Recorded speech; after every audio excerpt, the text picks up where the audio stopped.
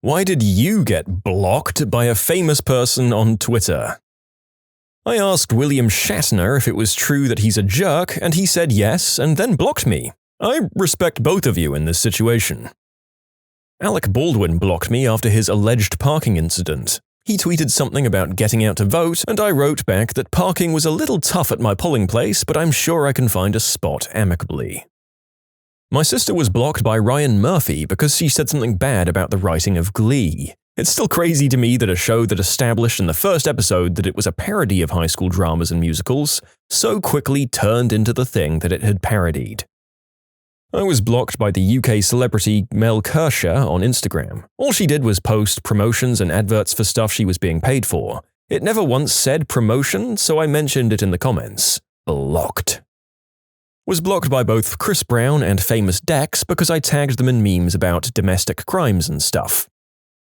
I didn't get blocked per se, but back in the MySpace days I told Ice Cube if he was in my area he could come smoke a doobie with me. He replied, "Don't do substances," and then unfriended me. I have a friend who was blocked by Smash Mouth for implying that the lead singer and Guy Fieri are the same person. He then sent a cease and desist letter to the radio station they work at. Sensitive guy, that Guy Fieri. I was banned by Tito Ortiz. He got himself trapped inside an elevator and didn't appreciate me telling him his head was too heavy and he should have taken the stairs. You know, Piers Morgan didn't like it when I reminded him of the time he intercepted voicemails on Nigel Haver's phone so he could print stories about the guy's dying wife. Oh, Piers Morgan. You know, I think if we ever get enough money and ink to release a fully illustrated dictionary, we should have his picture printed as the definition of the word slimy. Every story I hear about that man has made me detest him just a little bit more. My friend got blocked by Dr. Phil on Instagram because she commented "daddy" on one of his posts. I'm blocked by Tyler Oakley, the YouTuber, because in 7th grade I tweeted, "I don't even like Tyler Oakley," and I'm guessing he searched his own name and blocked me. My sister got blocked by him because she tweeted something about him not having a career anymore. I was blocked by Dolly Parton after I asked if she was related to the Dalai Lama. I was blocked by Dan Schneider back when iCarly was still on air for criticizing a blog post he made. I never even liked that guy even though his shows were my childhood. I was heavily involved in the fandom for his shows, mostly Drake and Josh and iCarly back in the LiveJournal days. He made a LiveJournal account and started posting in the communities, and everyone freaked out. He was essentially forced out and made a blog on WordPress or something instead. Great shows? Creepy dude. I'm an attorney and consulted with someone who wanted to sue Twitter after they banned her account from comments to LeBron James. Boy, was she mad. Calvin Harris blocked me and I still have no idea why. I've never even tweeted him or tweeted about him. I asked Sean Price to block me, so he replied, "Done," and then blocked me. Rest in peace, Sean Price. I, along with half of Australia, have been blocked by Will Wheaton. Apparently he used a block list after arguing with some Australian columnist or journalist and blocked everyone who follows her.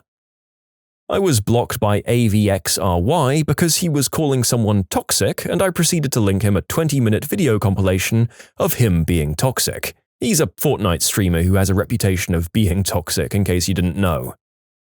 I got blocked by North Korea's state news Twitter, which was the only Twitter North Korea had at the time, because I mentioned that Kim Jong-il was the dictator with the best fashion sense.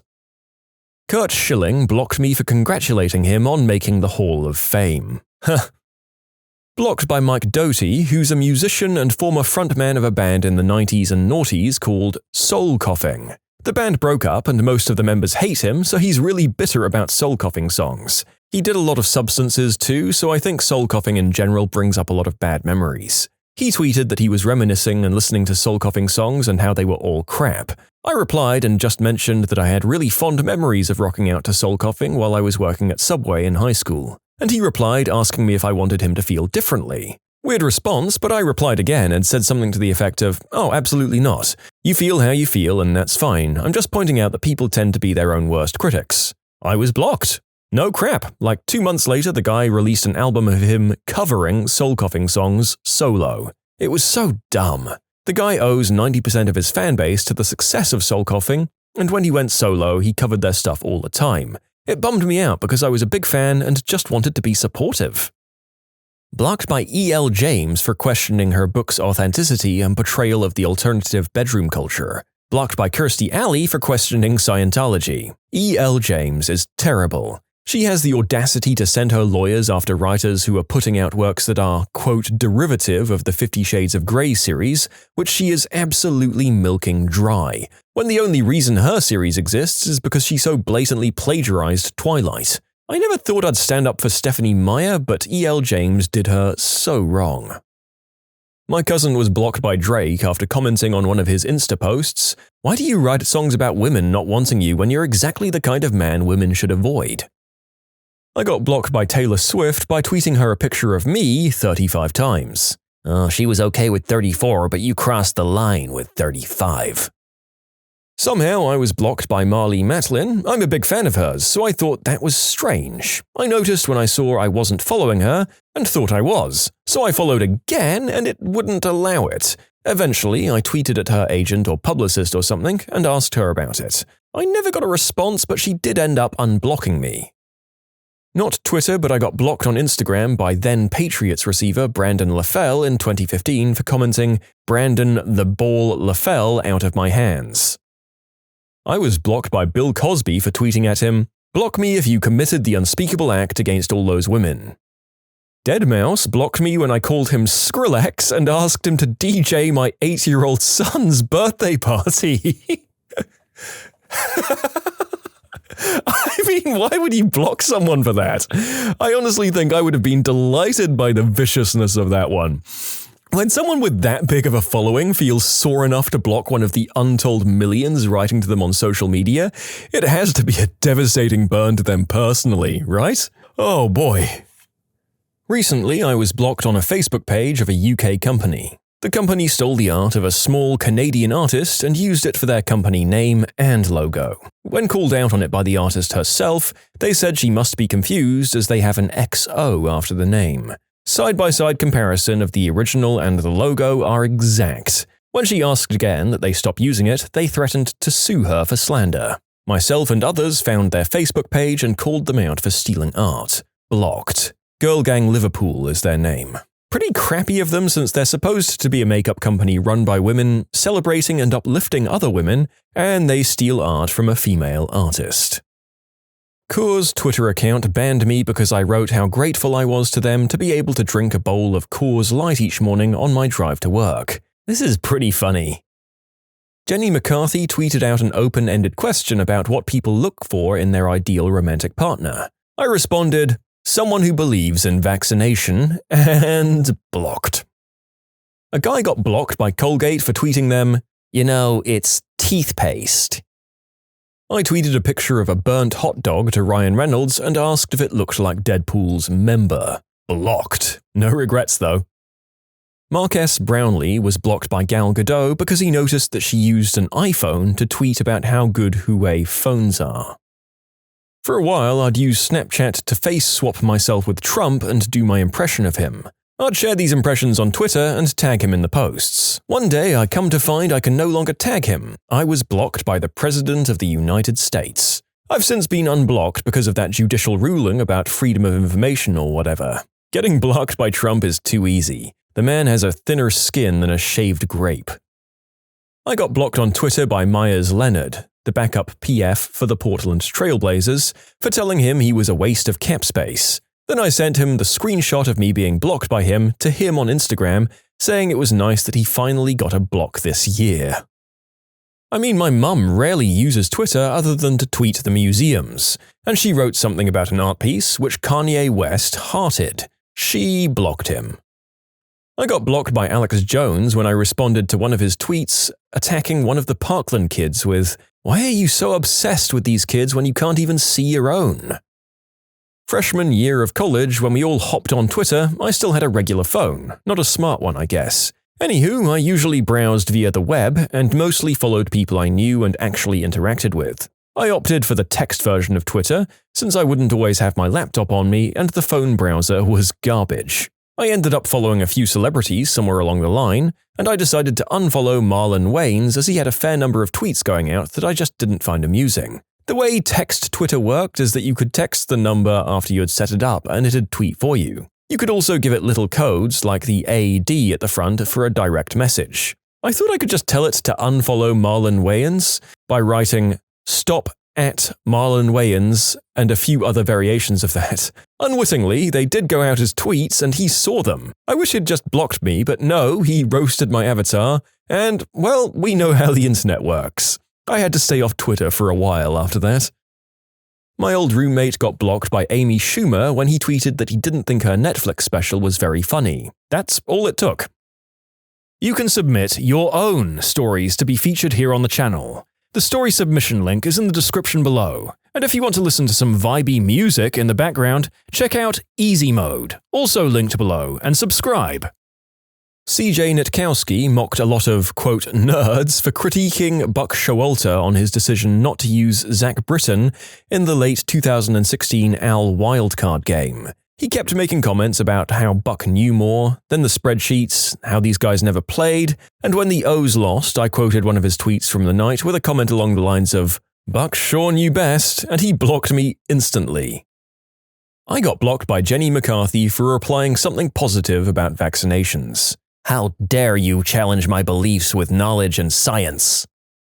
Not what you asked for, in fact, the complete opposite. At the time, I was pretty heavily anti-Chael Sonnen, the MMA fighter, and I called him out for his antics on Twitter, being a typical youthful edgelord like I was. While all this was going on, I was in the process of raising money for charity. I grew my hair and beard for a year, no trimming, no grooming, no nothing. I'd been putting the link out on my Twitter quite heavily to try and get donations. Wouldn't you know, Mr. Sonnen ignored all of my crap talking and actually donated to my fundraising. It really made me look in the mirror and look at him as a person. Now I'm a couple of years older and I can see that he's actually a pretty decent guy who played a character for promotion purposes. In short, I griefed an MMA fighter on Twitter. He donated to my fundraising instead of getting angry. You know, it's nice to see some sort of reflection from these people once they've grown up a bit. And he may not have even been aware of your devastating roasts, to be honest. I don't follow MMA fighters, but they always seem to have a disproportionate amount of wealth and success and followings to what I expect. I started a podcast about comic books. I'm not a Twitter user, but apparently it's a thing you do. So I started following the accounts of numerous artists and writers. I hadn't followed comics in decades, so I had no idea about whatever drama was going on. Turns out that by following some people, I'm on some sort of block list for other people's Twitter. What's crazy is that it's an industry in trouble. Comics used to sell much better than today. It used to be you were cancelled if you sold less than 100,000 copies. Today, the average comic from DC or Marvel sells around 8,000 copies. So the notion of blocking potential readers is odd to me. I got blocked by Joel Osteen for tweeting, "If he could, Jesus would slap the frick out of Joel Osteen's slimy plastic face." But was I wrong? Alec Baldwin blocked me for saying that Boss Baby sucked. I got blocked by Kevin Durant after I asked him how Draymond's butthole tasted. I made fun of a Call of Duty esports player by saying his nose was big, to which he blocked me. I then met him at a gaming event in New Orleans where I shook his hand and asked him to unblock me, which he did right in front of me. I proceeded to tweet about his nose again, and I'm still blocked to this day. I got blocked by William Shatner. He was fighting on Twitter with a coworker of mine, and I responded with something like, "This seems like a misunderstanding. Please don't fight." He proceeded to talk trash about my job title, and I responded something like, "Whoa, I'm a fan. When my mum was fighting cancer, one of the things that made her smile was when we'd watch Boston Legal together." And then he blocked me and basically everyone who works at my company. So yeah, screw that guy. Yeah, he's notoriously hot and cold with fans. One moment he'll be super sweet and act like you're the world to him. Next moment he'll be shanking your mom to death for being in the same airport as him. CNN blocked me because I sent them a picture of Patrick Star punching SpongeBob after I told them a violent fight broke out in downtown LA. My husband. He kept reminding the singer Brandy about the time she ran over someone. He personally dislikes Brandy and finds it ridiculous that everyone just got over the fact that she killed someone with her car. I thought him getting blocked was appropriate and also hilarious. My husband always tells me about how he made a Twitter account to share a nice comic he doodled with Wizards of the Coast, and he got banned from Twitter for it. One tweet. Jonah Hill blocked me for repeatedly commenting, "Do you like propane and propane accessories as much as your Uncle Hank?" A famous writer blocked me because I told her how hormones work in males and females and how having less testosterone didn't make women bad at logic. She does workshops about this stuff and people pay up to $200 to attend it. It's usually targeting women to teach them how to be more masculine in terms of being smart and confident and stuff. Utter garbage. I got blocked by Janelle from Teen Mom, and yes, I'm stretching famous quite a lot here. I called her a trash piece of crap mom. I still don't think I'm wrong. My friend got blocked by Trump because he kept tweeting at him about how hot he thought he was and begging to bang him. I was blocked by Craig Ferguson because I tweeted at him that his mustache was ugly. The mustache was short-lived.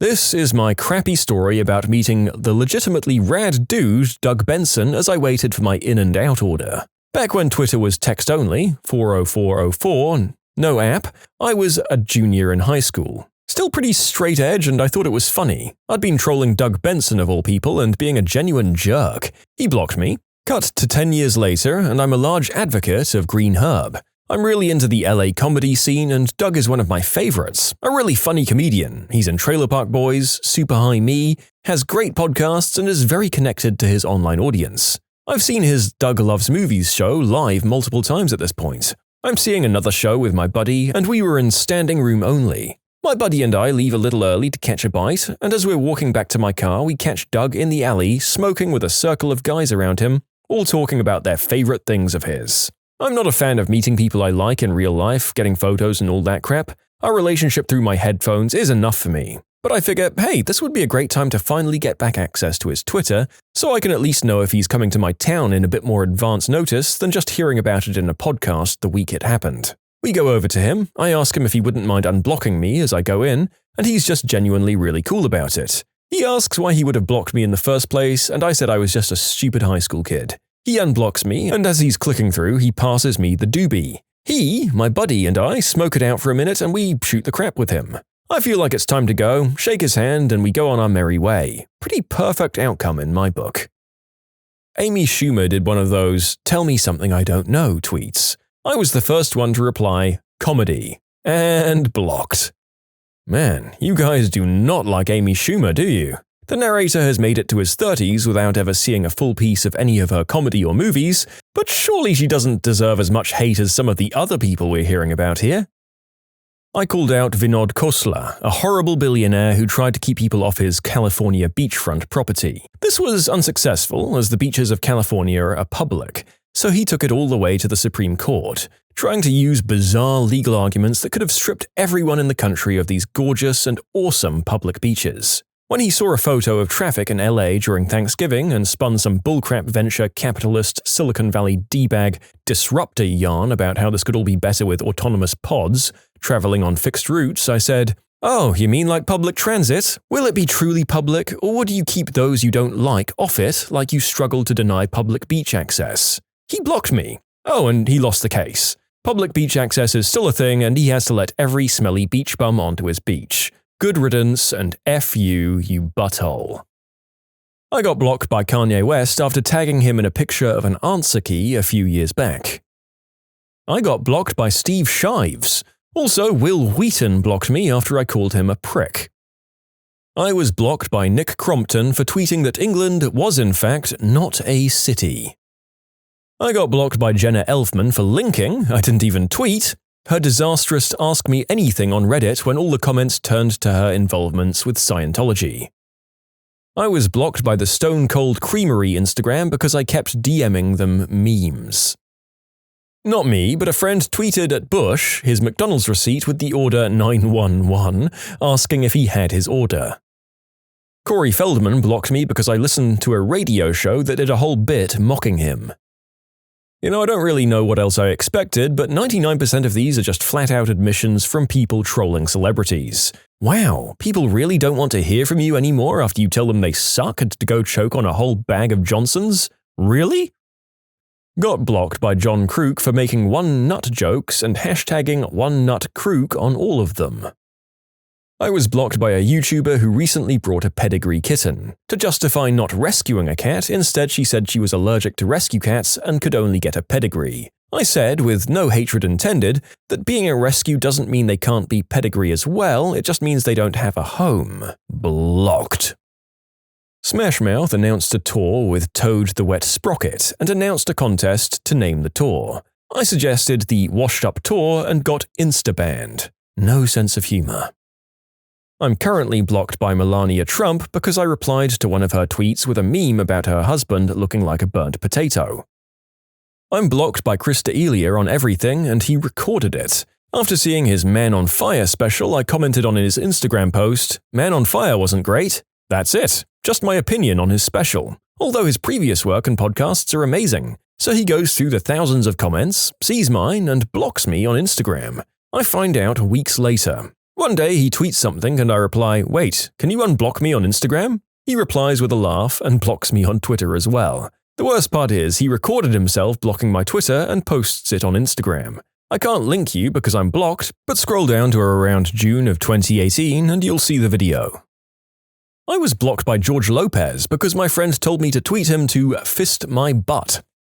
Truck drivers, while traveling through the night, what is the creepiest thing you've ever seen? My father was a truck driver in an area of the country known for toxic waste and Superfund sites. He would tell me tales of an oily purple mist or vapor similar to the heat off a road on a hot day, rising off the swamps around the trucking companies at night. A lot of the truckers he worked with would get sick and start vomiting from the vapor. This was back in the 80s and early 90s, before environmentalism really began to make its impact in our area. My dad has been a lifetime truck driver, first a mover, then refrigerated trailers, then freights, where he is now. He has previously stated that he has seen some crazy stuff. Fights, overdoses, etc. So last summer he was driving, somewhere in Virginia. Note that he complained to me and my mom the week before how people in Virginia drive like buttholes. So anyway, he's going down the interstate and sees the flashing lights of a wrecker and a state cop pulled over to assist a broken down truck on the opposite side of the highway. My dad has always been a curious guy, so naturally he slows down 10 miles per hour or so to take a good look at the guy on the other side of the highway and what's going on. Well, then this happens. My dad has always told me if there is a car or any sort of vehicle broken down on the side of the road, get to the farthest lane from them, naturally to give them space to move around their vehicle if they need to inspect it for damage and whatnot. Well, people in Virginia drive like buttholes, so they didn't. Even with a flashing light, the original truck driver who is broken down opens his cab door and begins to climb out of his truck. My dad said he did a little hop off the lowest stair from his truck to the highway. In that instant, this car smashes into the guy, killing him immediately. My dad had to stop and regain his composure because he felt like he would pass out. Now that's across the median and on the other side of the road, so I can only imagine how the wrecker and cop reacted. My dad never likes to talk about it. It brings him to tears thinking about it. He sent a card to the family and offered his condolences, but still to this day, it messes him up more than anything he can recall. The first time I took Highway 90 after a pickup in Del Rio, Texas, heading to another pickup in El Paso the next morning. That is a dark and lonely stretch of road. Was told to look for Martha's lights, but didn't see any and kept trucking. What I did see west of there were these bright lights out in the middle of nowhere. It's pretty sparse out there, so I thought I was coming into a town or something. Nope. As I get closer, I see it's some kind of compound, very well lit with security fences all around and a stubby-looking blimp sitting in there. What the hell? With that much light and fencing, this has to be government. X-Files or some crap going on, I thought. Freaky. Mashed my motor and got the hell out of there. Called a friend of mine the next day that I know has rolled through there before and asked him what he knew about it. Find out it's a border patrol facility, looking for illegals. I guess the unnamed blimp goes up attached to a tether to look for heat signatures or something. My overactive imagination was just going into overdrive, I guess. Stopped listening to Art Bell after that. Tells you how long ago this was. I don't even know what Art Bell is. Was hauling a load from California to Michigan once and my GPS said the trip would be 2 hours quicker if I took US 50 instead of I-80. I soon learned this was the loneliest road in America. No services or anything at all for hundreds of miles. At 0200 in the morning, I was too tired to keep driving and had to stop on a large shoulder for the night. I was still 200 miles from any services and was thoroughly nervous that night because I've heard stories of truckers getting killed while parked in an isolated area overnight. It was also pitch black and I could hear coyotes while taking a whiz. Luckily, I was undisturbed and continued my trip in the morning. Something else is singing trailers. When I was new to trucking, there was a quiet night while I was in my truck bed and I kept hearing an unusual and consistent creaking sound. Upon inspection, it was the trailer airlines making dull noises. Still can't figure out why they do this and when they do it. Lasts for hours. Another thing, well, I was driving on the I-10 at night and was around Arizona and California. There was a sandstorm at the time, and at the time, the roads would just disappear for like a mile because it was covered in sand. I was lucky because there were a bunch of guys with ATVs driving around and along the road, so I didn't lose my way. Believe it or not, I actually picked this topic because I liked ice road truckers as a kid. Guy I drove with told me a story about killing a hitchhiker. They were in the desert. It was twilight and the guy was wearing tan clothes. He had a girl with him that he said he'd never forget her screaming after he clipped the guy and sent him flying. He knew the guy was dead because he wasn't bleeding, something I didn't understand at first, but made sense after he told me. When you're dead, your heart stops pumping, so no gushing blood like you might expect. He was a Vietnam War vet, so I figured he has other experiences with this. He even kept driving that night after giving the police report and all the other fallout. He just loved driving that much. I drove third shift long haul for years. Start at 600 p.m., run till 8 a.m.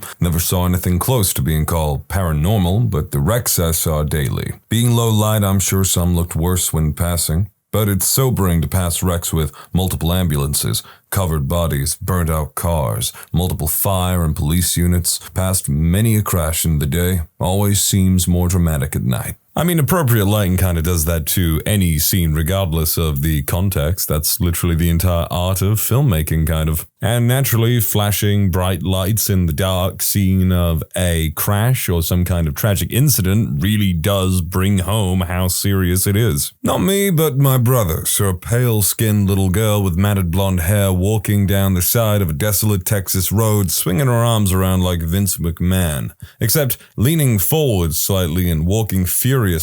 Oh, I forgot, she was also wearing a dingy old nightgown. Being the guy he is, he started to pull over to offer her help or a ride, but she turned her head, and it wasn't even a little girl at all, but actually a little person, and stared at him, mouth half open, never slowing her pace or turning away until he floored it and never looked back. He called me right after it happened and was clearly shaken. I don't believe in supernatural anything really, and neither has he ever, but something about this girl shook his conviction. I like to think she was sleepwalking and was tired, but it's pretty tough to write off the opinion of a solid guy I've known my whole life. I was moving heavy equipment from job site to job site, and a lot of the time it was me dropping off a dozer, excavator, etc. Late at night. Pulled up to his side, and as my headlight came across the lot, I was leaving the equipment, and I saw a man with a clown mask and camo clothing on top of the long dumpster, digging through it. I stopped and backed up to put the light back on him as he jumped down the backside of the long dumpster. Talk about looking over my shoulder every 5 seconds while I unchained and got the excavator off the trailer, and I was out. Never did see or hear anything, just assumed some creepy clown was watching me from the woods. I get it. That would be terrifying to see a man in camouflage and a clown mask lurking in the darkness. I'd probably be thinking, goddamn, time to get the heck out of here. This sounds like a goddamn Scooby-Doo plotline. I can picture it already. The mystery of the camo clown. It's the business odor. The economy's bad. Biden's America. You meddling kids. Bin Man here. I started around 4:30 a.m., was in a pretty remote area, one house every half mile or so, and I saw this dude standing in boxer shorts and boots on, nothing else, holding what looked like a head of a doll. It looked too small to be human. It was creepy as heck. Thankfully, the bin I had to empty was another half mile down the road. Sounds like the opening of some kind of new Texas Chainsaw Massacre movie. It didn't happen to me directly, but my uncle was literally abducted while working as a trucker. I'll try to remember the details as best I can. He only told me the story once, then refused to speak about it again. He worked as a trucker his entire adult life, or at least for as long as I was alive. One day, he was up and around Illinois or Indiana area, I think, and it was early evening. He pulled over at a truck stop for a break. He fueled up the truck, then went inside and had dinner. It was one of those with a diner-type place inside. Then took a shower. Point being that he was in there for a little while, 30 to 45 minutes. When he came out to get back in the truck, everything looked normal. But as soon as he opened the door, a guy jumped out from behind the cabin. I think he was hiding between the cabin and the trailer, and pulled a weapon. I think he said it was a gun, but it might have been a knife. Guy orders my uncle to get in the cabin and climb in the back. My uncle drove one of those trucks with the sleeper bed area, the ones you have in the back. Then the guy climbed in after. He told my uncle to lay down on the bed and put his hands behind his back. Then he took some bungee cables my uncle kept in the cabin and tied him up hands and feet. Didn't gag him, as far as I can remember. Then the guy gets in the driver's seat and just starts driving. Uncle said he had no trouble getting the truck going, so he clearly had some experience driving big rigs. From what I remember, he didn't talk to my uncle the whole time. He just drove and would occasionally look back and flash the weapon to remind my uncle that he could mess him up if he wanted. My uncle said he couldn't really see where they were, but he could tell they were on the interstate again. After a long time of driving throughout the night, my uncle mentioned it was probably when the fuel tank was getting low, he pulled over at another truck stop. The guy just looked back at my uncle, seemed to think about something, maybe whether or not to untie him, then just got out, shut the door, and left. My uncle said he laid there for a while, scared he was getting fuel or food or something, then coming back, but he never did. After several more hours, another truck pulled into the spot next to him, and my uncle yelled for help until the guy opened the door and found him. Pretty sure they called the police. My uncle never directly said, but I can't fathom that they wouldn't. But they never found the guy as far as my uncle knew. Turns out that he drove him to the next state over and stopped when he was at 10% of a tank left, and it looks like he left on foot. Sounds like it was fortunate that no one else was fueling at the time, or he might have taken their truck too. After that, I want to say my uncle got like a month off from work to go home and spend time with his family. He actually went back to work as a trucker for a few years more. But he would never do long-haul trips anymore, and he pretty much retired the second he had enough years in. It was scary listening to that story, not only because it's messed up circumstances, but also because my uncle was a pretty tough dude, and you could just see in his eyes that this thing still haunted him. He did seem extremely grateful, though, that the guy didn't actually hurt him. My cousin was 1 year old at the time, and was my uncle's only kid. I guess the moral of the story is, be freaking careful, everyone. There's some messed up people in this world. They are right, the world is not just sunshine, rainbows, and lollipops. There are lots of people who will want to hurt you for any reason all over the place. So my stepfather was a truck driver for 30 years. He stopped driving after a particularly windy night. A guy on a motorcycle was riding too close to the side of his trailer, and I guess the wind blew and he got pulled off his bike under the wheels, and he always told me not to ride my bike next to a truck, because they create whirlwind, and without those side barriers you could get pulled under. He said he saw the bike swerve off into the median, and that's how he knew. He hit the bottle pretty hard after that, and never was quite the same. I have had to reread this several times over because they have refused to use any semblance of punctuation whatsoever in this entire bit of writing, and it is maddening.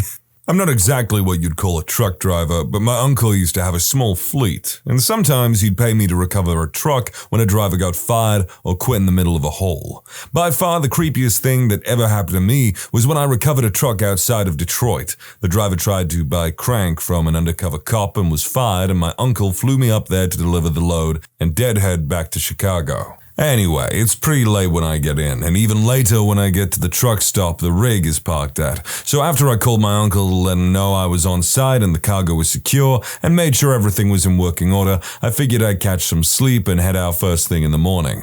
As soon as I get settled into the rack, I hear this tap, tap, tap on the drive side window. So I unbutt the bunk and slide into the seat, where I found myself face to face with this beat up looking black lady. She goes, "You looking for some company?" Now, I've never had the dubious pleasure of spending some quality time with a lizard before, and I wasn't about to start, but I had dealt with them before, and frequently a "no thanks" doesn't get the point across. So I'm all, "No, get your butt off my truck and leave me alone." She looks me dead in the eye and says, "Honey, I ain't on on your truck," and turned to walk away. Sure enough, she hadn't been standing on my truck. She was just like 7 feet tall and wearing platforms. Well, at that point, what are the platforms even for? A few years back, I pulled into an empty rest area up near Cadillac in Michigan, around 3 a.m. It was the middle of February, and there was a few inches of snow on the ground, and I had to trudge a quarter of a mile from the truck lot to a pavilion, which is no fun. On the way back to the truck, I looked to my right and realized I'm not alone. In fact, I'm equidistant from my truck and a bobcat the size of a large dog that's watching me intently. I instantly freeze in my tracks, and it takes a few steps towards me before stopping as well. Now, I have no idea what to do about a bobcat, but I figure he can definitely beat me to the truck, especially given the terrain. I don't even know if they're dangerous to humans, but I've played some Red Dead Redemption in my time, and I'm not happy about the situation. I turn full face to it and start backing toward the truck, all the while waving my arms and bellowing at it, trying to drive it away. It's not very promising because it keeps taking a few steps towards me and stopping. About this time, a pair of headlights flash over the lot and a minivan pulls into the lot, completely oblivious to the National Geographic event taking place. I start yelling as loud as I can and manage to alert the guy driving it that there's a crazy person wandering around. He starts his vehicle up again, preparing for flight, and as he backs out, his lights hit the bobcat and it takes off into the trees again. I make a run for the truck, the van drives off into the night, and thus ended probably the 4th most dangerous encounter I've had in Michigan. Why even lie about there being a crazy person wandering around? I'd be like, "Hey, honk at this goddamn bobcat, run it over if you have to, it's intimidating me." Driving between Illinois and Wisconsin last year around 2 a.m., suddenly my headlights illuminate the highway ahead of me and the road is covered with many large splotches of freshly deposited blood and unrecognizable tatters of flesh. This was like something out of Clive Barker's Nightmares. I can only guess that a semi must have smashed into a deer at highway speeds and just obliterated the poor beast. Yeah, I'm a paramedic and drive through the night. One time I was going through an alleyway at like 4 a.m. looking for someone who overdosed and found 2 people shooting up on a mattress surrounded by human feces, and the ground was moving because it was all rats scattering at the side of the ambulance lights. This one isn't about truckers, but I just wanted to let you all know that this is the endpoint for people that do hardcore drugs on the regular and don't know how to control themselves. Don't do drugs, kids. Went with my grandpa from Fresno, California to someplace in Death Valley. We were in the middle of nowhere between towns in the California deserts. I wasn't paying much attention to the road at the moment, and suddenly the whole rig swerved hard. I figured it was an animal of some sort, but no. The sewed mirrors showed a woman wearing some sort of long flowing dress. We were both confused as there were no cars parked anywhere. How she got there and what happened to her, we'll never know. Yes, we did report it to the police. "Oh, lady of the desert with your long black flowing skirt, I don't know where you're going, why you're here, or what is worse." My grandfather was a truck driver at a lumber yard for about 25 years after World War II.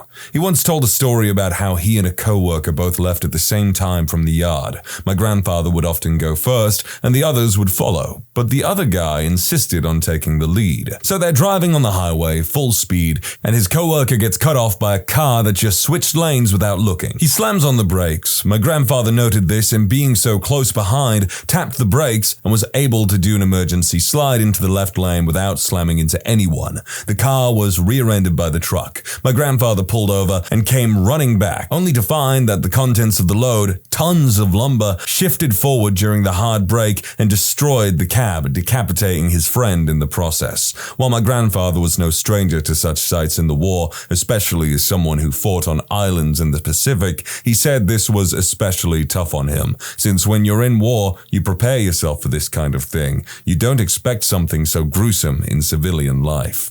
Trucker here. Creepiest thing would have to be wind, to be honest. Driving down the road and you can't hear it, and I couldn't feel it in my truck. However, the truck in front of me seemed to lift up and just flip on its side. It seemed like it was out of nowhere. I guess it isn't that creepy, but when you're following and the truck in front of you seems to float up and onto its side, it is a little concerning. The most scared I have ever been was going over Donner Pass one night in late April. I had checked the weather reports, and the only concern was supposed to be light snow flurries at the highest elevations. CA will issue mandatory apparently restrictions indicating that you have to put chains on your tires. So I checked the CA.website and no restrictions were called for. I went through the inspection station at Truckee and they were asking if we had chains on the truck, but still no call to put them on. About 10 miles up the road, the sky opened up into the worst whiteout blizzard I have ever been in. I could barely see 50 feet in front of me, and there had been other trucks ahead of me, but I lost sight of his light completely.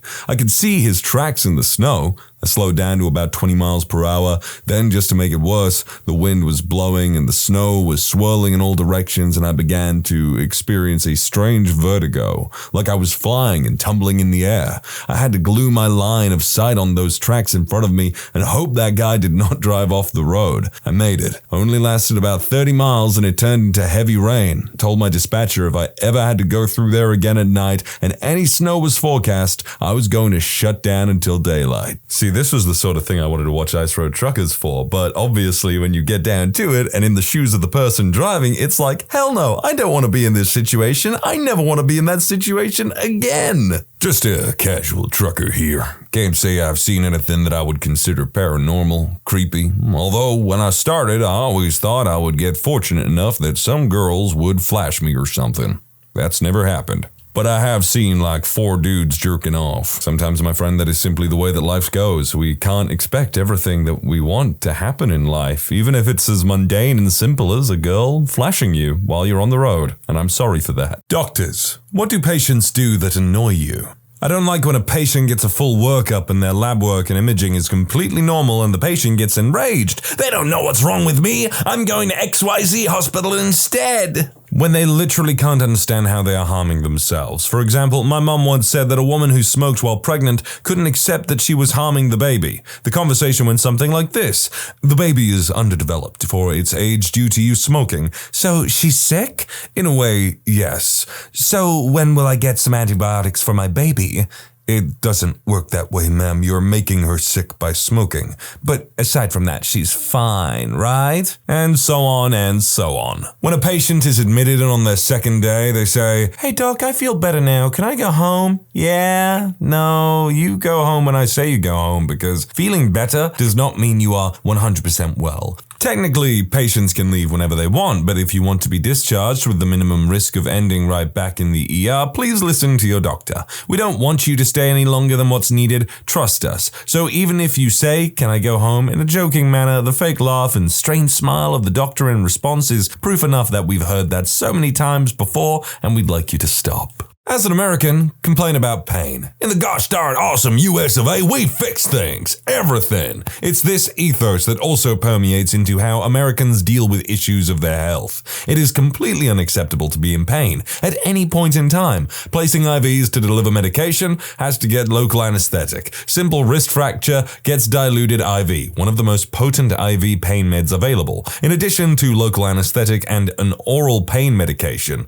Immediately post-op from lumbar spinal fusion, why does my back hurt? After being in a car accident while driving drunk and only sustaining a tibial fracture and just had it fixed, doc, I'm just in too much pain to leave. Sitting comfortably in bed eating delivery surrounded by friends reeking of weed. You know, I get it might be annoying, but sometimes when people are just openly complaining about things, it is kind of therapeutic. It makes them feel better. Not a doctor, but an ER scribe. Patients that mumble and patients that can't give a coherent history. Also, when a patient rates their pain as a 10 out of 10 in tri-age, but they're chilling and playing games on their phone when we go to see them. On one hand, there's probably not much else to do when you're in the ER. On the other hand, I do hate it as well when people are just obsessed with their phones. I would probably rather it if they were playing on a Nintendo Switch or something. Like, the thing I hate about it most is when someone is just scrolling through Instagram or Facebook or what have you for like, I don't know, an hour while having a conversation with them, and then they're like, "Oh, you get on my case for it, but you do it too." It's like, no, I'm actually communicating with someone on the other side of this thing. My friend's dad is a doctor who works in the ER. He complains daily about how he wishes he wouldn't save most of these drunk, overweight morons who don't contribute anything to society,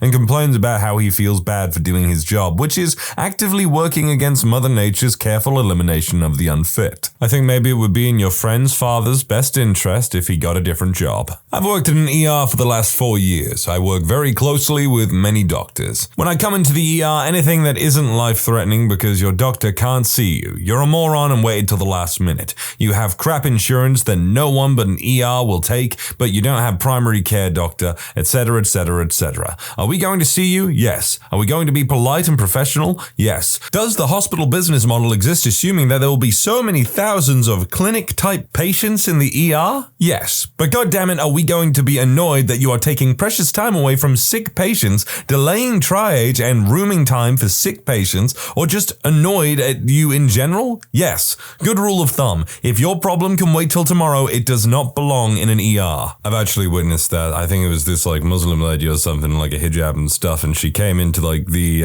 A&E and she seemed fine, and she just kind of came up to the desk when there's people like bleeding with like really bad stuff going on with them and goes, "My finger hurt." And I kid you not, this little girl like a twisted up arm who was crying a moment ago like stopped and like looked at this woman like, "You don't belong here, honey." Not a doctor, but my brother is. He tells me he gets very annoyed by most of his diabetes patients. Many of them never take care of their health. They drink soda and eat BS all the time, and they do not exercise. Of course, they get really surprised when they see their sugar test results. "I'm sorry, doctor, but I love chocolate so much." My mother is a nurse, so she has a full list. First off, she hates people who sue. She hates them because 90% of the time, the doctor is doing their best, and it would be ridiculous to sue. But then they turn around and straight up sue the doctors. This causes the doctors to have to run a bunch of unnecessary tests, which not only waste yours and the doctor's time, but it ramps up your hospital bill. This in turn causes the lower class stress, because then they can't afford going to the hospital. If everyone just agreed to not sue, then the hospital bills would be much more affordable, which would make everybody, except the buttholes who sue, happier. Her second hated thing is the mean homeless drunks who come in because they have nowhere else to go, and then they are spitting and trying to fight the nurses because they are so messed up on God knows what. I'm just going to say I have no idea how accurate any of this is. In America, is it like a common thing for people to threaten to sue their doctors? I'm an oral and maxillofacial surgeon. Patients who start crying make me feel as if they're my victims, even though I'm on their side. From my father, ER repeat visitors with new objects stuck in their butt, and from my sister, an ICU nurse, parents that don't come in for newborn bonding time. ER nurse here. I hate when patients tell me the diagnosis that they think they have instead of their symptoms. Might as well Google the meds for it and go straight to asking the pharmacist for them and bypass emergency, dude. In so much pain. Constantly asking for more painkillers. On physical examination, shouts out when touched and unable to do much movement. Miraculously manages to heal completely to get up and go out for a cigarette break on the hour every hour. Let's be honest, people that smoke cigarettes can be the most annoying people in just about every setting, especially work. I used to do laboring, and I remember we got this one really freaking fat guy come in one time for the job. Only stayed a day. I'm having trouble carrying a load, and I ask him for some help, and he just goes to me, "Oh, I'm going for my cigarette break." I was like, "You had one like 20 minutes ago." It's like, "Yeah, I'm going for another." "Well, can you help me with this while we're going down together?" And he's like, "No, I'm on my break." I hate working with people who smoke. Comes in for a cold. "I know my body. Antibiotics are the only thing that helps. I need an antibiotic and I'm not leaving until I get one." Okay, I admittedly did this once with my dentist because they were like, "I'm going to pull your wisdom teeth out because they're giving you abscesses." And I said, "Well, you're going to keep on giving me antibiotics because I'm not going to let you pull my wisdom teeth out." And I feel like I was kind of right to do that in all honesty, because like they haven't given me an abscess ever since. Not going to dialysis because you don't feel well. Usually the cause of not feeling well is because you skipped your last dialysis appointment, Karen. There was no mention of a Karen, I just thought it sounded funnier that way. This happens all the time. Do you have any pre-existing conditions? No, I'm very, very healthy. Do you take any medication? Oh, yes, I take this for my blood pressure, this for my blood sugar, this for my MI heart, this for my thyroid, etc., etc., etc. If you want a professional to listen to all of your personal problems, go to an office with a psychotherapist, psychologist, psychiatrist, LCSW or counselor on their sign and nothing else. Your podiatrist, dentist, or optometrist knows next to nothing about mental health and certainly isn't qualified to treat it. Neither is an otolaryngologist, a gynecologist, or a thoracic surgeon. Honestly, family physicians who have only the slightest training in mental health yet do the majority of prescribing of psychotropic medication in the US really are only a stopgap solution, and in best practice wouldn't be allowed to prescribe those meds at all. Ditto times 2 for psychiatric nurses and PAs. Could you tell that some of those words were making me slip up? Not a doctor, but a pharmacist, and I get this a lot. A patient comes in.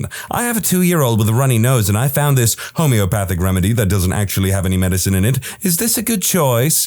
Well, there's no evidence to suggest that this product is effective, but this Claritin or Zyrtec is not only cheaper, it has real medicine in it that has been clinically proven to help manage allergy-type symptoms, including runny noses, and is labeled to be appropriate for children this young. No thanks, I'll just give him this other crap instead after wasting 10 minutes of your valuable time against your professional advice. As a psychologist, DNAs did not attend. I find it really difficult to do other work while waiting to see if my patient has come. All the prep and supervision time also feels wasteful, although they are part of the work because avoidance is hugely common in everything. My mother has worked as a biller for a doctor's office, gastroenterologist, for years. Some of the ones she comes home complaining about include, but not limited to, people telling her about their symptoms. She's not a doctor, please save this for him. Calling to complain about how much an office visit costs. Yes, even if it is $20, she does not control this.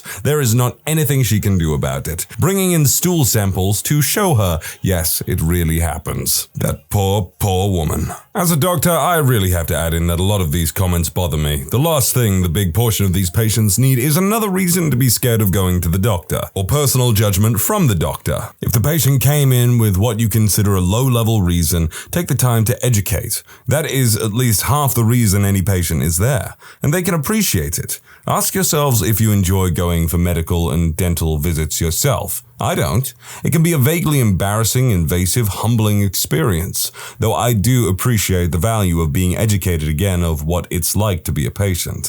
While I don't see it often, there is one thing that annoys me about patients, though. I wouldn't express it to them. Anyone who defends cigarette use as something more natural and relatively innocuous. I had the aunt of a pregnant teenage patient rhetorically ask me if quitting smoking would cause a shock for the baby and therefore be harmful for the pregnancy. It was clear from the tone that she thought the girl should continue to smoke. Another wanted only natural medications and vitamins during the pregnancy. No vaccines, fully natural childbirth with no cord cutting, all of which I am fine with for the record, but continued to smoke half PPD during the pregnancy. To all smoking, pregnant, and preconceptual patients, I say, for the grand majority of pregnancies, up to the point the child is born, you quitting smoking is more important than anything I can do as a doctor, and I will gladly help you in any way I can towards that goal. I think maybe many people needed to hear that right there, because at the end of the day, these people aren't here to judge you. Granted, they probably will, because that is definitely going to happen in all of these situations,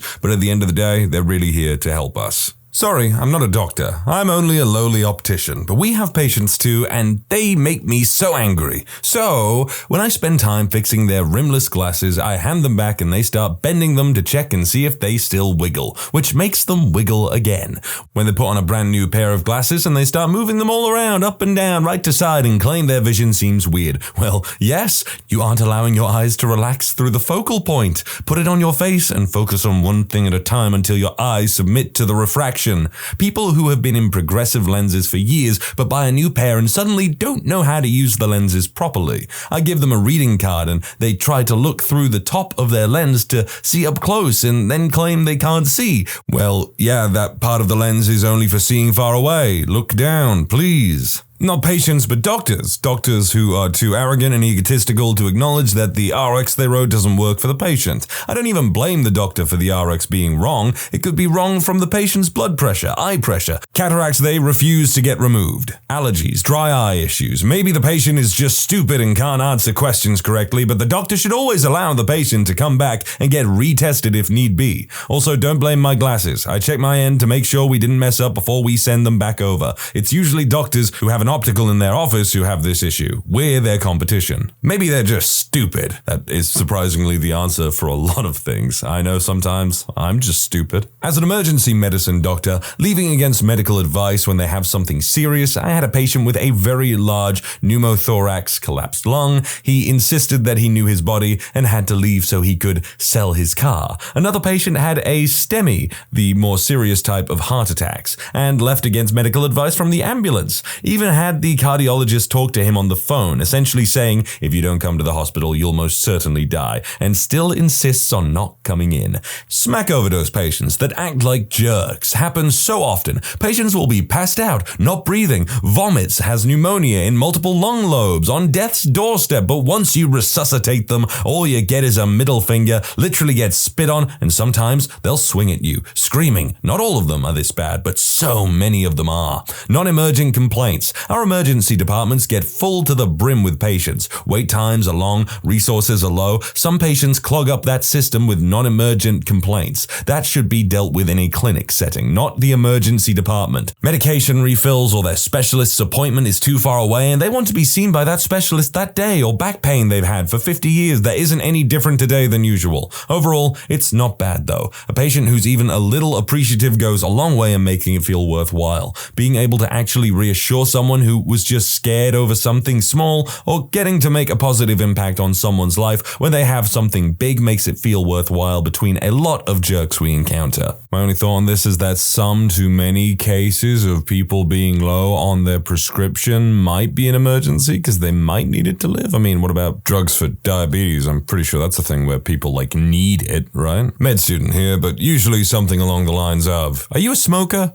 Nope. Have you ever smoked? Yes. How long were you smoking for? 2 packs a day for 50 years. When did you give up? 3 days ago. My partner is a doctor. She had 2 answers. First, the doorknob comment. Come for a 15-minute appointment, spend 14 minutes talking about a mild cough. Then, as she goes to leave the room, patient suddenly remembers, oh yeah, and my penis is green and smells strange. Second, having to write a medical certificate and letter for employers that require them if someone takes a day off because they're sick. Waste of everyone's time, in her opinion. Patient stated he has a cold, examined and determined that patient does indeed have a cold. Thanks for wasting my time. When they come in with non-evidence-based, unproven, and sometimes dangerous recommendations from their naturopaths, like broccoli juice cures cancer. According to my nurse girlfriend, when they bring their family member who has some medical training and that family member orders them around. Who does that? Who? You've turned me into an owl. It's not their fault. But where I come from, we have to see 40 to 60 patients in an afternoon. Time is of the essence, and we have nearly 15 minutes to interview, figure out what they have, and tell them what could be done.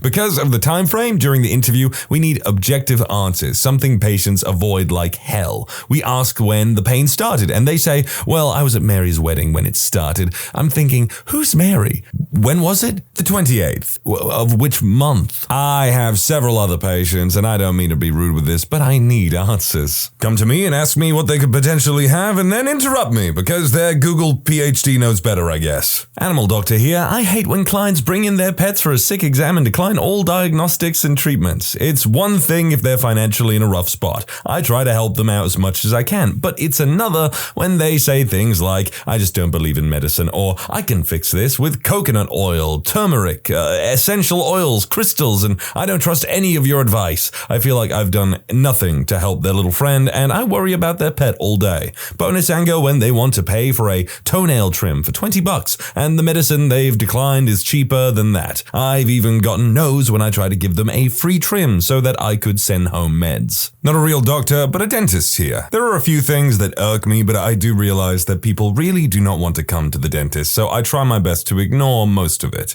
So the only thing I'll say, without trying to toot my dentist horn here, is that believe it or not, a lot of the things we do in dentistry on a day-to-day basis are actually pretty difficult technically. The fact that we do it so often that it becomes routine does not change that. I realize that patients have no idea what I am doing in their mouth for the most part, but believe me when I say that mistakes within fractions of a millimeter can mean the difference between an amazing result and a catastrophic failure. As such, when patients have either a bad attitude or are not interested in trying to help me, it adds a huge degree of difficulty to something that is already hard enough. People who don't open wide on purpose, even after being asked, or keep trying to sit up and want to rinse constantly, or ones that try to grab my hand when I'm giving an injection or drilling. I'm not asking you to do or not do certain things solely for my own good. It's actually for your own good, so that I can achieve a great result for you and your dental work. And also so that I don't accidentally bury my drill into the side of your tongue or the floor of your mouth while you are squirming around. I've never had a bad time at the dentist, except for the previously stated time where they were like, I'm going to take your wisdom tooth out. I'm like, haha, no you're not. And to expand on that, the only reason I was getting abscesses where my wisdom tooth was is because it was coming in. Now that it's like fully grown in there, it doesn't do anything now. I'd say the general belief many patients have nowadays, that pain is never okay. That being sick and feeling like crap while your body heals is unacceptable. You broke your ankle. I can do lots of things to help you heal and be in less pain, but it's going to hurt. Being pain-free is impossible. You have the flu, you're going to feel like complete butt for 5 to 7 days. Feverish, achy, weak, coughing. Frankly, unless you're seriously ill, you shouldn't be contaminating your community and my waiting room. Go to bed, take Tylenol, ibuprofen, fluids, and wait. But it's not fair. We're in 2020 goddamn 4. Why don't we have flying cars or hoverboards or pills that just make us better already? I want robot arms. I want robot legs. I want to live in a cyberpunk dystopian future. God damn it. I feel like every generation has that. Like my mom's like, we were promised Back to the Future 2015, hoverboards and everything. And now it's like, where's cyberpunk? When's that gonna happen? Not a doctor, but my mother is, so I heard all the stories while growing up. Here are a few things that annoy her. Arriving late to your appointment. If you arrive late and she's already behind and seeing the patient after you, she may ask you to reschedule if it's not an emergency. If you know you're going to be late, call in and let them know. It might save you a trip if the doctor is already behind, or they could tell you to come in anyway. If it's your first appointment, try to arrive at least 15 minutes early. There is going to be paperwork. It's obvious when people come in just looking to score some opiates or pain medication. It's sad and she wants to help, but most or all of those people are just looking to score some drugs, not get help. If for some reason you do not want a female doctor, you should tell the scheduling people when you make your appointment. It's happened a few times where a man would come in and not allow her to touch him due to religious restrictions. You just waste everyone's time with that. Don't just stop taking your meds because you start to feel better. Oftentimes the meds are what makes you feel better, so if you stop them, you will be back to square one. Some medications need to be tapered down so it can be dangerous to go cold turkey. If you do not speak English or are calling in for someone who does not know English, please let the staff know when they schedule the appointment. The clinic is required to pay for an interpreter for you. If they show up and cannot communicate, there is not much that can be done. If this is the case, please show up because they have to pay the interpreter even if you don't show up.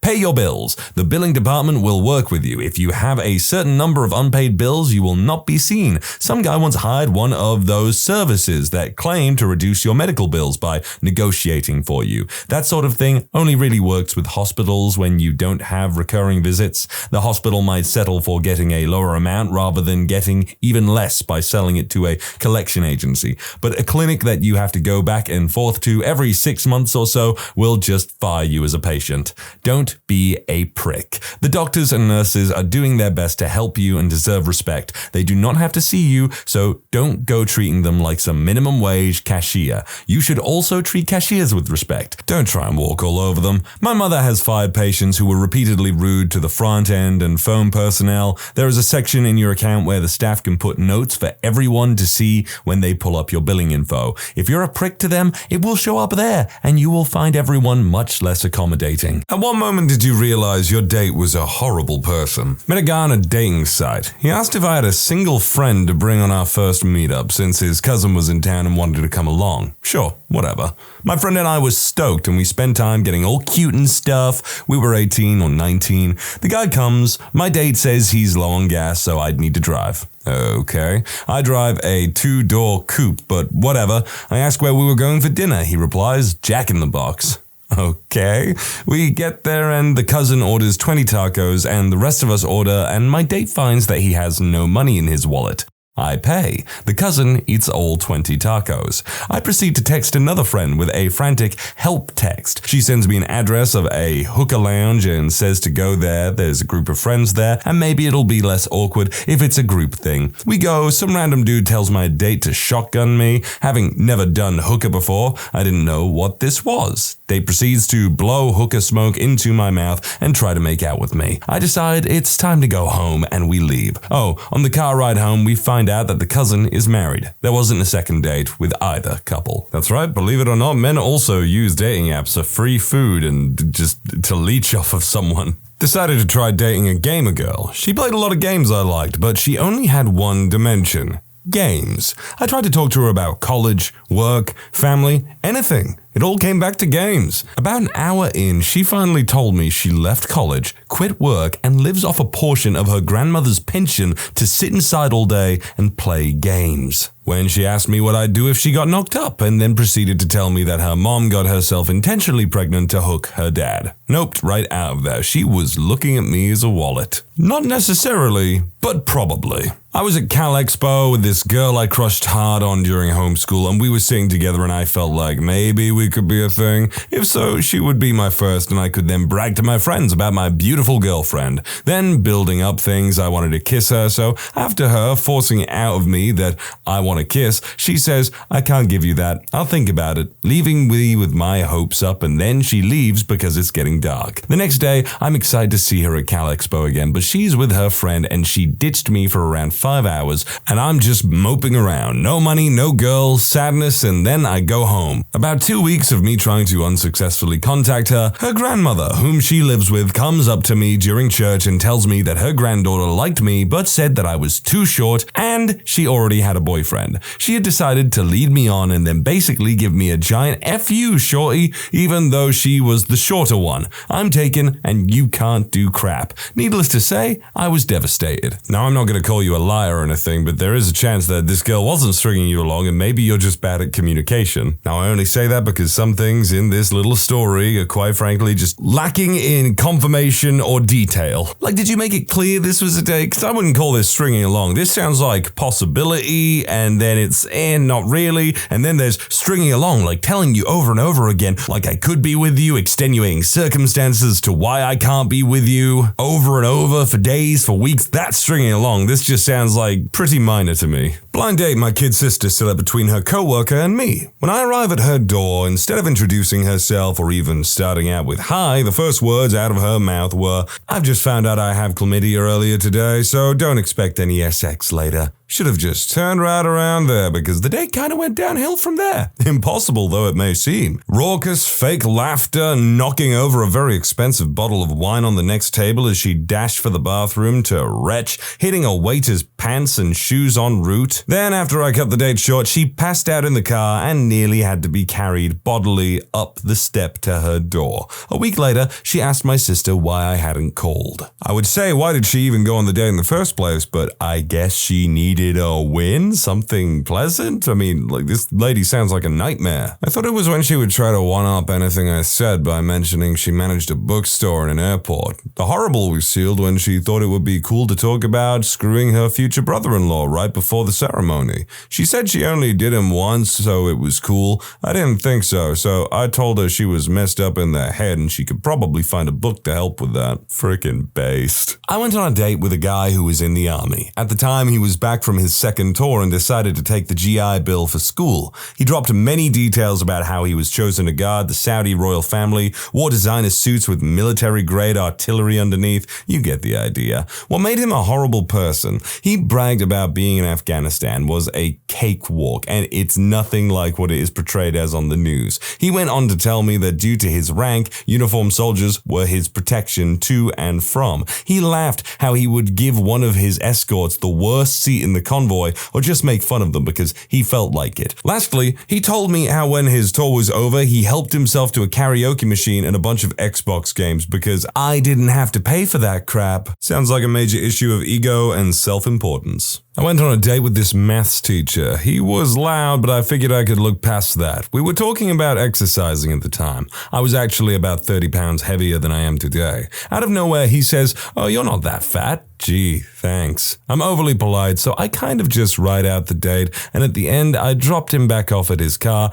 and I was looking straight ahead and had both hands on the wheel and said goodnight. Then this guy had the audacity to ask for a kiss. I kind of fluffed it and just said, I don't kiss on the first date. Well, a woman who'll kiss on the very first date is usually a hussy, and a woman who'll kiss on the second time out is anything but fussy. But a woman who'll kiss on the third time around, head in the clouds, feet on the ground, she's the girl he's glad he's found, she's his shaboopy. My brother took one girl out on a date to a fancy restaurant one time. At the end of the meal, my brother asked why a bottle of wine on the drinks menu was was so expensive, $400 a glass, and the waiter went to go fetch it to show him. It turns out it was a collector's edition of wine that came from Revolutionary-era France and was so expensive because not many bottles survived during that time and came with a certificate of authenticity when you ordered it. My brother found the story interesting, but just asked for the check and declined to order the $400 wine. The girl he was with got mad that he wasn't willing to buy her a glass of $400 wine and got up and stormed out the restaurant, saying that a real man would buy a woman what she wants. It's the origin of me and my brother's inside joke where we call anything outrageously expensive French wine. I have heard too many of these stories where it's like take someone to date at dinner and then they order a really expensive thing and just reveal themselves to be a massive jerk and a user. She told me she cheated on an ex-fiancé who lived out of state at the time with another guy because she got lonely. This was on the first date, in the first 10 minutes. I can believe that, I just don't believe that they told you in the first 10 minutes. Not me, but one of my guy friends who I originally met as the boyfriend of one of my high school friends told me that she would tell him bad things about me and our other friends, saying we're buttholes, etc., especially about her ex. She showed him a letter her ex wrote back, then thinking she can get the boyfriend to side with her more about how pathetic her ex is, and in it, he was spilling his heart out to her and forgiving her for all the bad things she did. That's when the boyfriend realized that the ex was actually a really nice guy and that she was the butthole of the group. Took her to prom and she told me as we pulled up, just because we're each other's dates doesn't mean we have to dance exclusively with each other. We went in and she left me at the door. After an hour of not seeing her, I left her there and got drunk at home. Good on you, lad. 1 year into the relationship when she became controlling and abusive. 5 years later, still just putting up with it because I need someone to cuddle occasionally and I have no friends to support me in a breakup and don't know any girls to even begin thinking about dating. Get out of that relationship right now and use all the reasons that you weren't going to get out of the relationship to motivate you to find those things that you need. All it takes is to put yourself out there a little bit. I was wearing a shirt with Han Solo on it, hoping it'd be a good entry-level nerdiness icebreaker. He said, "Oh, I like your shirt." Oh, okay, that's good. Yeah, I've seen that guy live like 4 times. Live? Yeah, Bon Jovi? Wait, no, it's not Bon Jovi. Are you messing with me? Oh, you're right. It's that guy from the movie. There were several movies. Space Wars, right? It started when she arrived early for our date. I was getting in the shower when she texted me to let me know that she was there. I let her in and explained to her that I was going to take a shower real quick. So I'm in the bathroom and have the shower running when I realize I forgot my towel. I go out of the bathroom to grab a towel and find her knuckle deep in my daughter's piggy bank. I made her leave and decided to delete my dating profile. Well, time to do what I do on every first date, arrive early and then steal from their children. Tinder date. Met her at a coffee shop, tried to recruit me into a multi-level marketing scheme. Since I wasn't completely alpha, I listened to her entire sales pitch before leaving. This happened to 2 of my dad's close friends with the same woman 30 years apart. My dad told me this story a few weeks ago. My dad's best friend took a woman to a Detroit Tigers game 30 years ago where she proceeded to get belligerent drunk and was getting into shouting matches with some of the guys sitting in front of them. She kept turning to my dad's friend, expecting him to defend her crappy behavior and fight these men he had no beef with. He was mortified, but hey, it was a Tigers game in 1984. What self-respecting Detroiter would leave? After the game, he dropped her off at home, and she cussed him out for not fighting those guys for her the whole way home. They never spoke again. Last year, a mutual friend of my dad and his best friend had gotten a divorce and was on the online dating market. He matched with this woman around his age who seemed nice enough, so they decided to meet for drinks and billiards at a local pool bar. According to him, she started drinking heavily for a woman in her early 50s right from the get-go, and wouldn't you know it, she started a number of verbal disputes with several male customers. Notice a pattern? She looks at my dad's friend, who has gone from confused at her behavior to utterly shocked, as if he's going to swoop in and defend her from these brutes. He apologizes to the men and says he's got no issue with them, pays his and his date's tab, and left. She probably had to get a cab home, but he told my dad he didn't care. she's a grown woman and he's getting too old to deal with such childish bullcrap. When he told this story to my dad and the friend from the first story, they asked to see a picture of her. He showed them her online dating profile, and my dad's other friend erupts in laughter at the coincidence. Not only did they have nearly identical catastrophic first dates, they were both with the same woman 30 years apart. Met up with a blind date. Nice looking girl, we did our introductions, and then she asked what I do for a living. I told her, and then I asked what she did for a living, and then she says, it doesn't matter, because I'm the girl, and guys are supposed to pay for the bill anyway. She wasn't joking at all. I smiled, had a sensible chuckle, and told her to have a nice day, noped the heck out of there, and I believe she called me a couple of names as I walked off. Quickest date ever, it lasted all of 50 seconds. I've definitely had at least 5 girls tell me they flaked on another guy to go on a date with me because I asked after she already made plans with him, but she thought I was cooler and better looking. Sounds cool at first, then you realize how many times you've been flaked on and see how heartless girls can be on a whim. I probably would have just said, how long will it be until someone cooler and better looking than me comes along? And no, I'm not speaking from experience there because there is no one cooler and better looking than me. We were at the local mall and a couple walked by holding hands. One was white, the other was black. My date stopped and turns around to watch the couple as they walk away. He looks to me and says, man, I will never get used to that. N-word shouldn't be dating white women. I'm going to take this opportunity to say everyone should watch the film Look Who's Coming to Dinner with Sidney Poitier. I don't know if they've remade it or anything. Watch the original version though, it's a classic. When I Google searched him later, just out of curiosity, and found out he had been arrested for trying to run down his pregnant girlfriend with his SUV. This was after she had gotten a restraining order against him. I used to be a good church-going guy, and I once asked a girl from church if she would like to go to a hockey game and grab some pizza. I borrowed my mom's car for the date, picked her up, and we went for supper, then to the game. We lived about 35 to 40 kilometers away in another town. The seats were my father's season tickets. If you were to ask me, I would say they were not bad seats on the aisle, but also nobody beside us, a railing to rest our feet on, and a clear view of the ice from one end with nobody in front of us. We were first row on the second level. 20 minutes, I repeat, 20 minutes into the game, she says, if I'd known the seats were going to be this bad, I would have gone out with my real friends. I was so angry and hurt that I got up from my seat and said something along the lines of, well, you should get in touch with your real friends soon because you're going to need a ride home. Then I walked out. She tried to stop me, but I ignored her and walked away. I saw her a few other times, but her attempt at an apology was ignored. I'm still bitter, and it has been 21 years. What are you into? Video games, books, music, politics. I love talking about politics. Oh,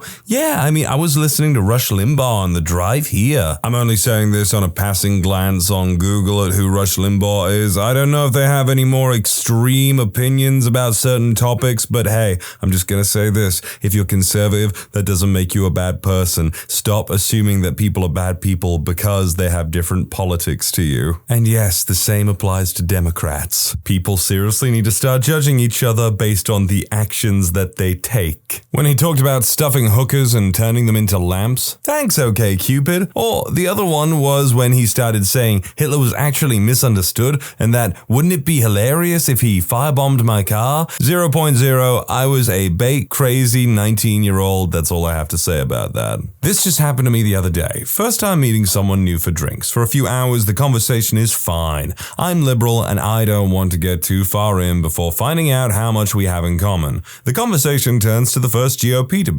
I tell her that I like Bernie Sanders, obviously not in the debate. She likes Rubio. In an effort to convince me we have much in common, she begins by assuring me she has many gay friends. Okay then. Explaining why she's conservative, she says, but after working hard all day, when I go to get my nails done, I don't need to be waiting behind all these African American women with all their babies they can't afford on their Obama phones. It was such a starkly rude, offensive, and ignorant remark. I kind of thought she was making a joke. Do people really say Obama phone? I don't know if this makes her a horrible person, but I found it really offensive. He told me about how his brother hit a girl walking on the side of the road. It was dark, no street lights, she was wearing dark clothing, the girl died. Think she was about 15. He was angry because his brother didn't get compensated for the damage done to his car. The conversation went a little bit like, dude, a family lost their daughter. Yeah, and that's sad, but what about my brother's car? This was over the span of 4 dates. She told me that her daughter's father only had supervised visits. Later in the conversation, she told me the reason his visits had to be supervised, because when the kid was 4 weeks old, she let him. And this piece of crap, this reprehensible piece of crap first-time father, didn't support the baby's head properly. According to her, she insisted he was only allowed supervised visits for 4 years, for something like 3 hours per month. I don't remember the exact duration, but I know she said it was a period of so many hours per month. But then she told me, kids don't need a father anyway. I've raised my daughter pretty much alone since she was 5 months old, if not before, which she knew. She also hinted that she wanted more kids, but without explicitly saying so. A sperm donor would do. I'm pretty sure the stuff about the guy being a reprehensible piece of crap is supposed to be sarcastic. We were in line at a drive-through fast food joint for an after-bar snack. When the food wasn't ready the moment we drove up to the window,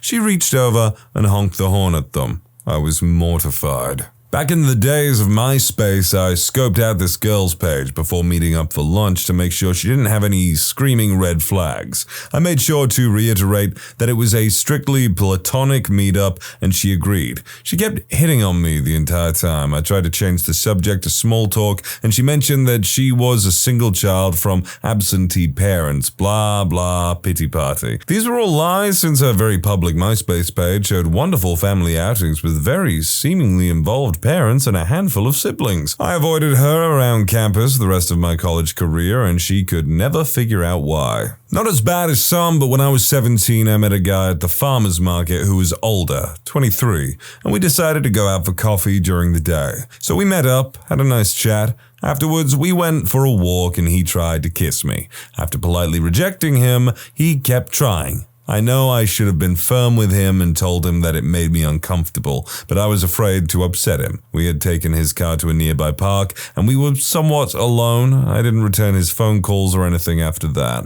It wasn't necessarily one moment, but a series of god-awful events that tipped me off. So, guy asks me out on a date as a present for my birthday. Yeah, he was my birthday present. Should have known right then. We go out to lunch, I get stuck paying for the meal and most of his, and am told that I am being kind of stingy with the tip.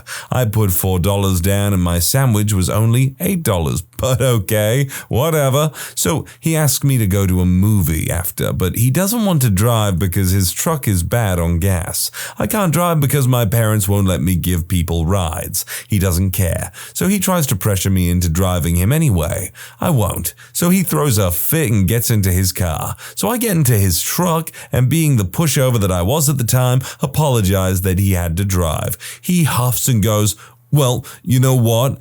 The least that you could do is give me gas money." This dude asked me out and basically complained the entire time that I was a pain in the butt. I can't remember if there were worse people than this, but already the fact that they're like, "I'm your present, my darling," is like, ugh. He pushed back the time of our date by an hour at the last minute. When I got to the restaurant, I walked inside and he was nowhere to be found. I called him. Turns out he was at a bar down the road and told me to just come there instead. I didn't know exactly where it was, and he gave me bad directions. When I got there, he had already eaten. He spent most of the night watching the TV at the bar and ignoring everything I said. This girl I was with started talking about her birthday when she told me that she's had bikinis and muscles at her birthday party since she was 10. When I asked her about 10-year-olds being ripped, she responded with, "Well, yeah, I don't hang out with the losers." I laughed, and then she told me that she was serious and that she only hung out with cool people. I was like, nah.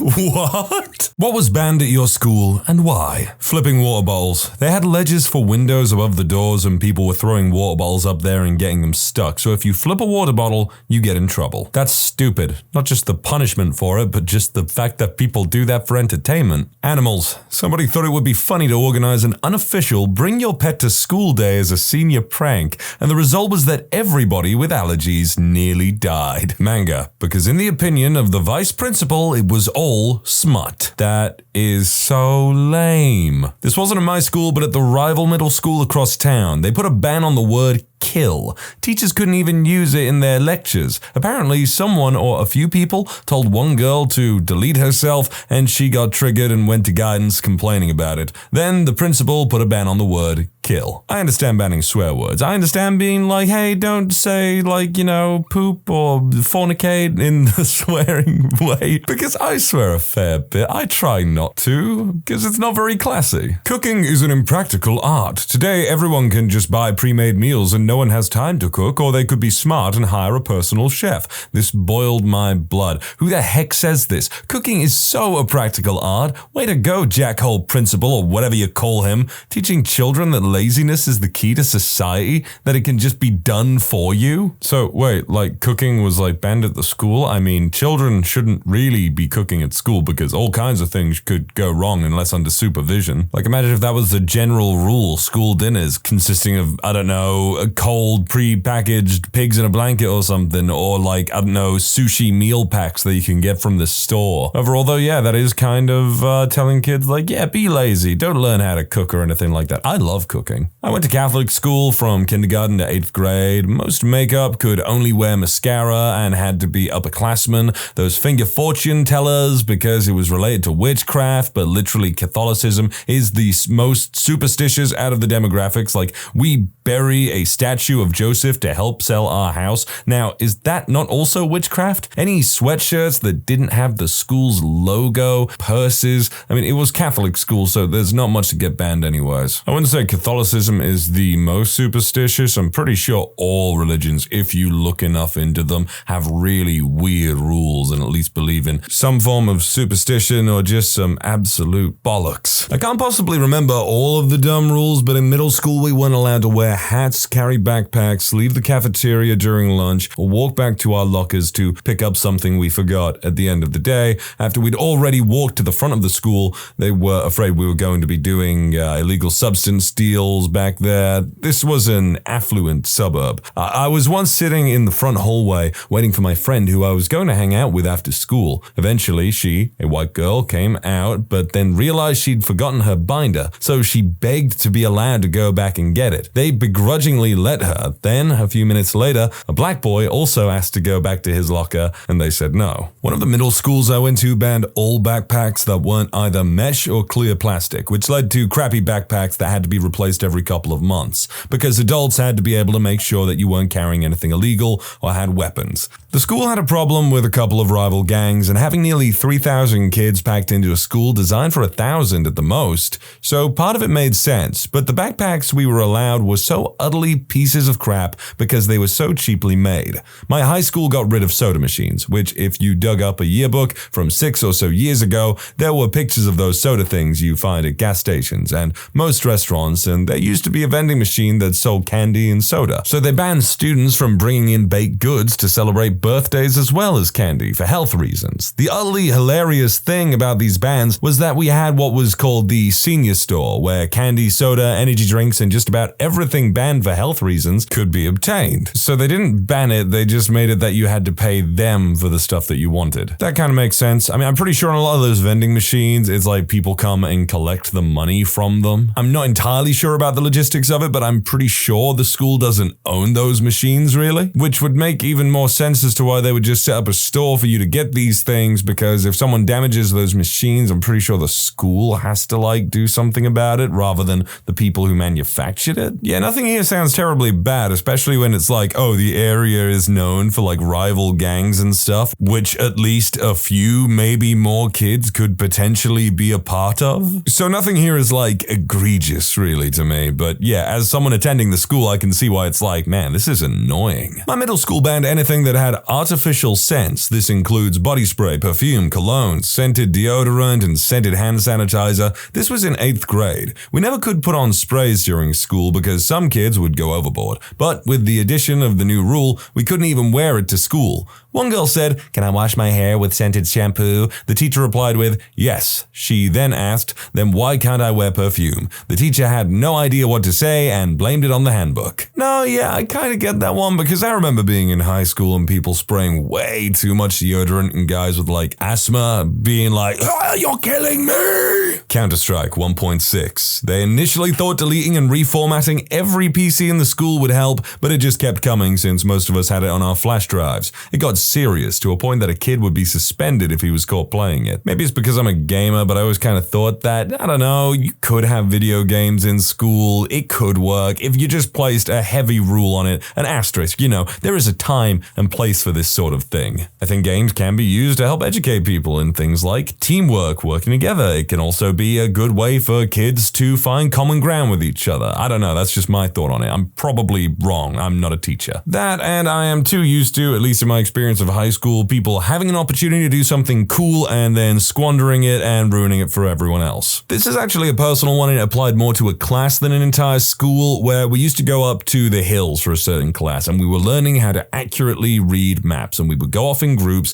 and one group decided, and it was full of jerks and one kind of semi-annoying guy because no one got to pick their groups, and they decided to desert this semi-annoying guy, in which we came back, it was like, "Where is he?" We left him, and then we had to go find him, and when we got back to the bus, we were told, "Yeah, we're never doing this again. You've squandered this opportunity. Why did you do that? You're stupid." Water guns. I did my last 2 years of high school in a Catholic school in Miami. During my senior year, I found my younger brother's water gun in my backpack. No idea why it was there, but anyone with multiple siblings know you find random things in random places. So I decided to fill it up with water, pull my sweater's sleeves. Yes, it was 90-something degrees outside, but indoors was Arctic, over the water gun so you couldn't see it, and proceeded to walk the halls while randomly shooting it in the air, confusing people as I went. I got the bright idea to start actually shooting my friends in the face, because why not? I somehow had sniper-ready skills and was able to get you down the hole right in the eye, which became a standing challenge to all the guys since I'm a chick, and damn that Latino machismo and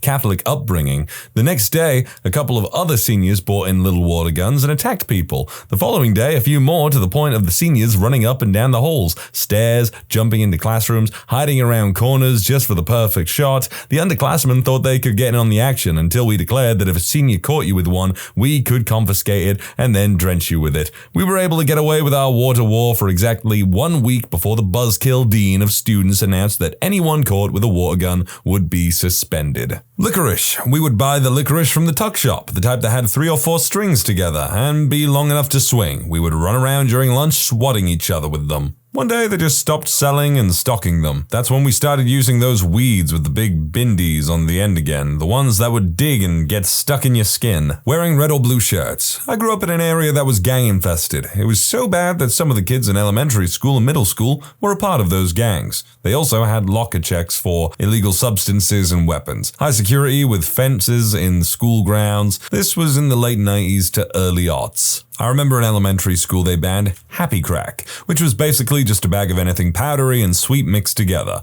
Go to school with a few packets of Kool-Aid, Pixie Sticks, and sugar, no one would care. Mix it together in a bag and it'd be a problem. Everyone would just eat the stuff. All it took was that one kid who snorted it to ruin the fun for everyone. In hindsight, it was probably a lot better for my health that the kid snorted that crap. Amen to that, brother. I was from an all-girls Catholic secondary school, and in our second year, the discipline master imposed a ridiculous no hugging for more than 30 seconds rule. Not sure why they started the rule, but it was rumored that they caught 2 girls getting it on in one of the bathroom stalls. Not surprising, all the girls knew it was a thing and were cool with it, and relationships were common, like any other school. Being an all-girls school, we were all super comfy with each other, and hugging your friends was common. So despite the rule, we'd purposely hug each other in front of the teachers and just stay there, casually counting to 30. Pennies were banned at my school. We had this weird kid we all called Crazy Larry. Every week freshman year, this kid Larry would leave pennies in random places. In lockers, on desks, lunch trays, you name it. This persisted for 2.5 years. Junior year rolled around, and evidently a member of one of Larry's math class so happened to go to the bathroom right after Larry had left to do so. What he saw was almost unimaginable. Larry had been stuffing pennies by the roll up his butt. He would then go throughout his day and leave pennies anywhere he saw fit. You know, find a penny, pick it up all day long, you'll have good luck.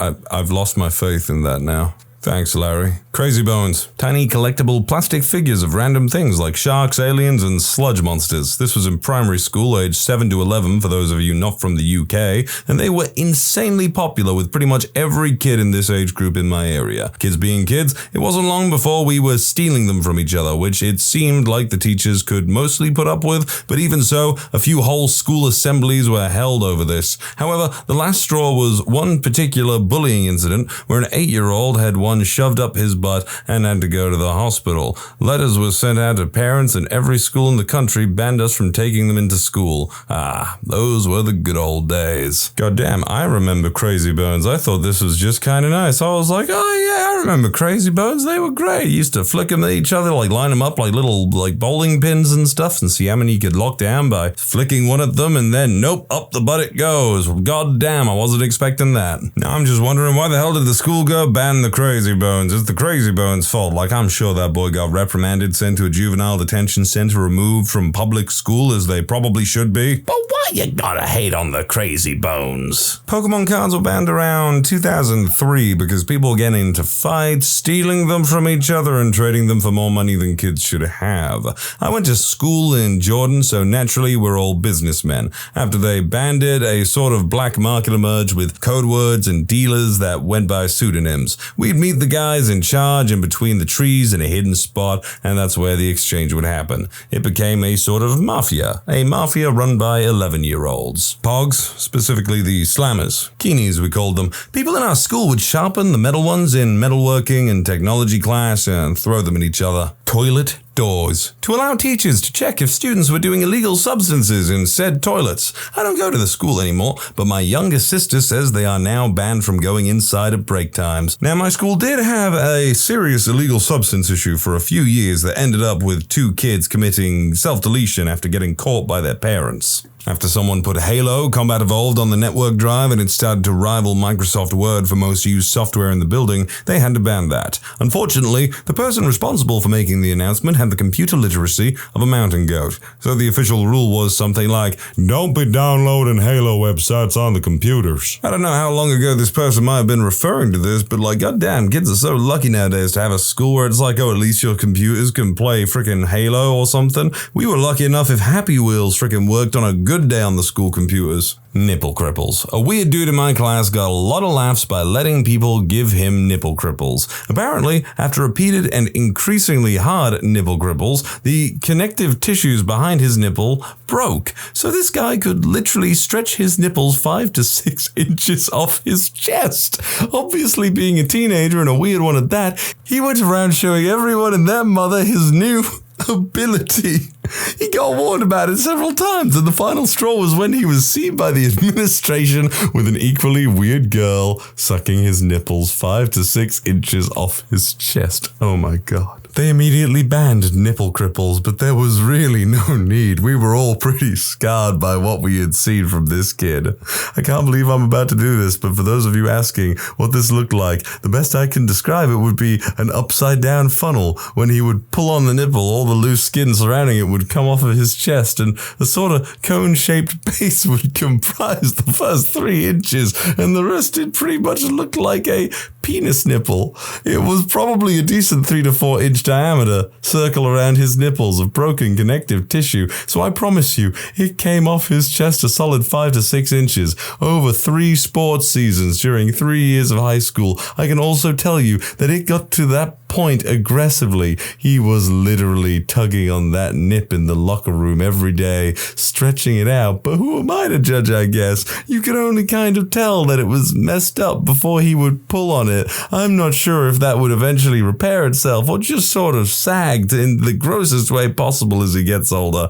I hope you're happy now. I'm going to have PTSD nightmares tonight. Now, I only call them nipple cripples, which is what we call them in England, or at least that's what a lot of people I know call them in England, because they were calling them TT twisters, and I'm pretty sure TT, if you know what I'm trying to say, there is a no-no word on YouTube now because of all the goddamn rules of censorship and stuff. Google. Our high school had some kind of contract with this really crappy school-appropriate search engine called NetTrekker. They banned using Google in school because it wasn't scholarly. Only NetTrekker was allowed. They tried extending this to beyond the school. They wanted us to use only NetTrekker for internet searches outside of school and sent home a pamphlet about internet rules outside the classroom. They said that the students shouldn't have Android phones. I got a referral to having a Moto X smartphone. This was in 2015. Two-way hallways. Sounds crazy, right? The principal and his staff thought that it'd be a smart idea to have one-way hallways in order to cut down student traffic.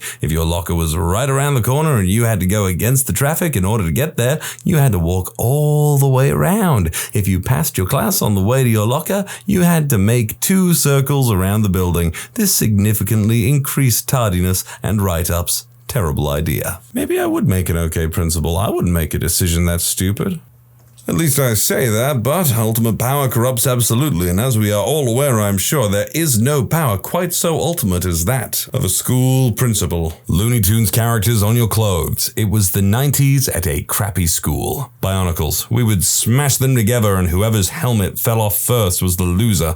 So many bloody hands in 4th grade. Any liquid, not in a clear plastic bottle, and then the only liquid we could have was water. The ban was because a girl in my grade got caught with vodka in a clear plastic bottle. Everyone in my school never understood the ban because vodka is clear like water, and the only reason the teacher even caught onto her was because another dumb kid was joking around about alcohol, and the idiot with the vodka threw the bottle away in the garbage next to the teacher's desk. Sack whacking. Guys would hit each other in the balls as a prank or whatever. Apparently it was causing a big enough problem that the entire school had to attend an assembly where the deputy principal informed everyone there has been a large outbreak of sack whacking.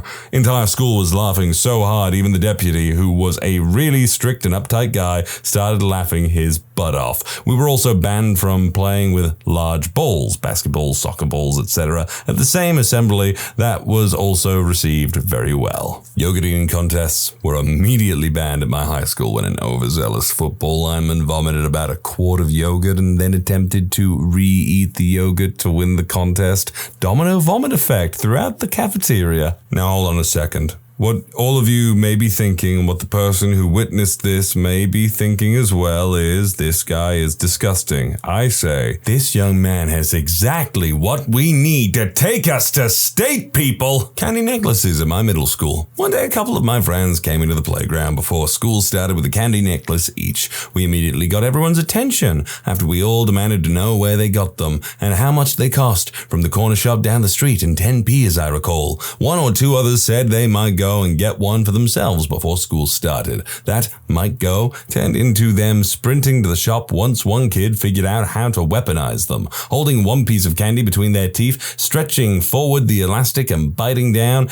It would catapult pieces of candy at whatever it was aimed at. That morning, a few kids bought a candy necklace each and played a game of firing bits at each other. The next morning, all 400 kids that attended that school were engaged in all-out necklace war. Every single one of us must have had at least one and our own technique for maximizing the firing rate. After doing our best recreation of trench warfare all morning and having the kind of fun that only comes with an entire playground full of kids all playing the same game, we were all ushered into the assembly hall to be told that candy necklaces were now banned. Nobody lost an eye, just in case you were wondering. I think I really vaguely remember people doing that with candy necklaces as well, but I don't think it ever caught on big enough that it became something that got banned. Yu-Gi-Oh, Magic, and Pokemon cards. Some of the kids at school started trading and selling them during lunch, but it got so bad as the kids were actually selling stolen cards they got from other students. My friend was swirly one morning for his deck, and later that day he saw a kid with his Dark Magician card. He knew it was his because he had a tendency to chew the ends of his cards. The teachers put a stop to all of it, including playing the card games and bringing them on school grounds. And here I am once again just thinking to myself, what would really happen if you just removed the children from the situation that were causing all of the problems? Would perhaps many children be deprived of a proper education? Maybe. In middle school, they banned the jersey of a Japanese baseball player on the Chicago Cubs. The vice principal believed that Fukudome was actually a joke, and he believed it said, "F you, do me." True story. Why did that teacher get fired from your school? My freshman basketball coach, who was also a freshman football coach, got his 18-year-old senior girlfriend pregnant. Next year, the varsity basketball coach paid for all the basketball costs with his company and took all the fundraising money as reimbursement. People were not happy. This isn't so much why he got fired, but what he did when he got fired. So, a male teacher at my high school, call him Mr. M. Mr. M had worked at my high school for 30 plus years. He taught my eldest sister even, who is now in her 40s. He was like a founder of the place, in his own mind anyway. Mr. M, who has always been a long-time council member, so the community has always held him in high regard, minus his students. Ask anyone who has been taught by this man any time over those 30 years, and they will all tell you that he is the most dirty, sexist, racist, misogynistic slimeball you'll ever meet. Examples.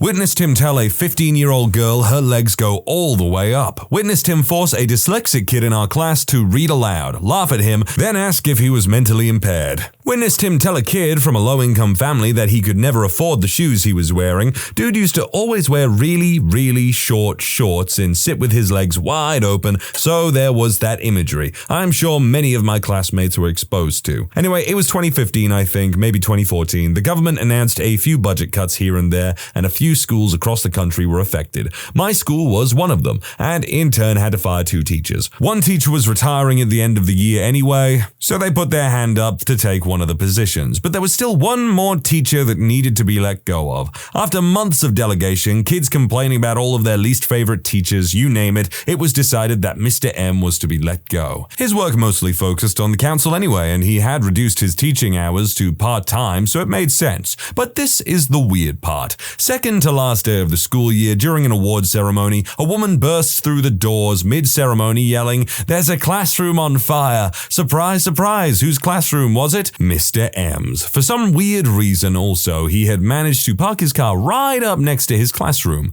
Like, this wasn't a driveway where his car was parked. He never ever parked it there. No one put their cars there. Kids would damage them, but of course it too just happened to catch on fire as well. Not long after, he emerged wailing and yelling about all his valuables that were still in the class, claiming a student had done it, etc. Like, no. All the students were conveniently in the assembly hall. He had no reason to even be at the school that day, but for some reason, he was hanging around. Everything about the whole situation was very hush-hush. However, it's a small town and people talk. He 100% did that crap to try and get a reimbursement from his job loss and his demotion in the council. He was then escorted off of school grounds and just lost the overall respect of the community. Sounds like a pretty unpleasant guy, and I don't really get how he thought he'd get away with that with the timing as well as just the motive. The motive was there. 2 different teachers within 2 years of graduating high school. One young male teacher was caught Snapchatting a pic of his crotch to an underage high school student.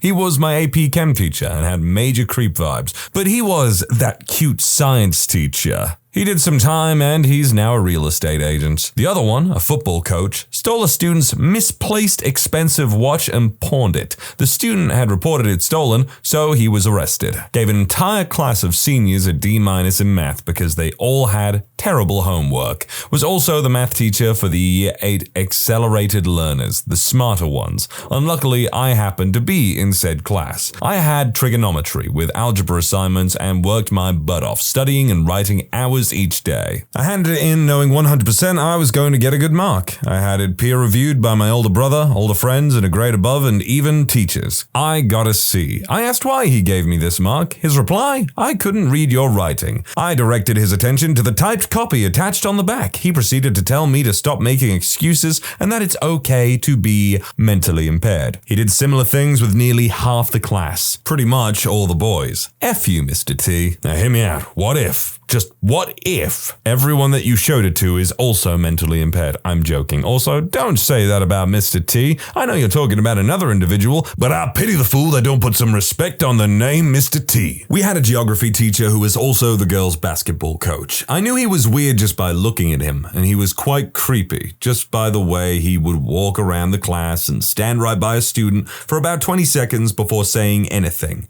I was a student aide, and I would go to classes and give passes to students that needed to go to the principal's office or to the attendance office. One day I had to go to the gym because his class right then was girls basketball and had to give a pass to the teacher/coach, who I'ma call Chad. Well, Chad had a clipboard and he stuck it in front of his pants, and he would be in the position as if he's in the thrusting movement. I thought that's pretty creepy, but whatever, and even though I'm a boy, he would talk to me in a creepy, perverted way. Anyway, a few months later, Chad was caught in a Walmart parking lot that was decently busy with a girl riding him. He was arrested and the school tried to downplay what happened so no one knew, but the local news got the story and it was spread across the school. For the first 3 days, they would get people in trouble if they talked about it, but then they gave up because most of the school, 3,800 plus students, were talking about it, making jokes. Chad was fired and charged, of course, and he had 2 kids that went here, but they moved immediately after this came out. We have no idea who the girl was that was with this pervert, but apparently he's also been with more than just her. Utterly disgusting. He was the music teacher, so he was also teaching show choir or whatever they call it.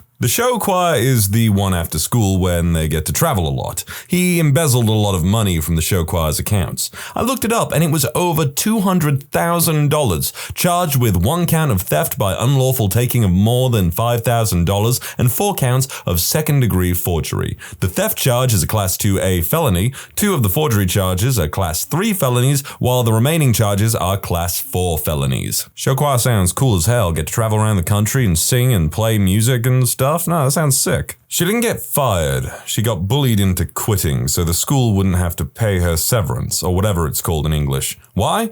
Because she was nice and helpful to the kids. I have selective mutism. It was much worse back then than it is now. Back then, I didn't talk at school. At all. Not a single word. Selective mutism is an anxiety disorder that makes you unable to speak in certain situations. For me, those situations were anywhere in public, especially school, and around people I didn't see often, such as distant relatives and family friends, etc. From 2nd until 5th grade, I had this amazing teacher. She was always nice, always helpful. She even made this club with me and a few other girls who I used to play with. Every Monday after school, we would all go to my house and play. At the time, I thought it was just for fun, but now I see that it was probably a form of therapy for me. Playing with these girls equaled something I'm comfortable with people I'm fairly comfortable with in a setting where I'm comfortable, also known as my home. I loved this teacher. My parents and I even got her a chocolate Easter bunny. We used to go to Germany during Easter, and in my opinion, the Easter bunnies you get there are better than the ones you get here in Norway, so I wanted to give one to my teacher. But I think my parents paid for it, so technically it was from them. We even drove to her home and placed it outside her door, either to surprise her or because she wasn't home. I don't remember. She really appreciated it, and when she saw me at school, she said that she hadn't eaten it yet because she wanted to see if it would have babies so she could have more chocolate. You know that nice teacher from Matilda? I don't remember her name. Honey something. My teacher was pretty much exactly like her, and the principal, kind of like the principal in Matilda too, not exactly like her, but close enough to be honest. I never liked the principal and vice principal at the school, but I never really knew why. I just got a bad or negative vibe from them, and they both had the classic Karen haircut. Well, they didn't like what my teacher did for her students. They didn't like that she was helping me be more confident so that maybe I'd be able to speak. They didn't like that she was nice and helped her students beyond teaching them different subjects. When she quit, we were told by the principal that a class couldn't have the same teacher for more than 4 years in a row, which is why she had to teach a different class at a different school. This was at the end of 5th grade. I was 11, I believed them, talked with my mum about it a year or two ago, and she immediately said that it is not a thing at all. That was a lie and there is no such rule. She then also said that the teacher had quit her job at school because the principal and vice principal had bullied her into quitting because she helped the students too much. On our last day at school, she gave every student in her class a rose and a card with a picture of the student and a personal note, just something nice about the student, something they were good at and that she enjoyed being our teacher. This was in 2005. I'm pretty sure I still have that note. Also, a side note about the butthole principal and vice principal, my parents had a lot of meetings with them about me because he pretty much refused to help me with my selective mutism. They said it was because they didn't know enough about selective mutism.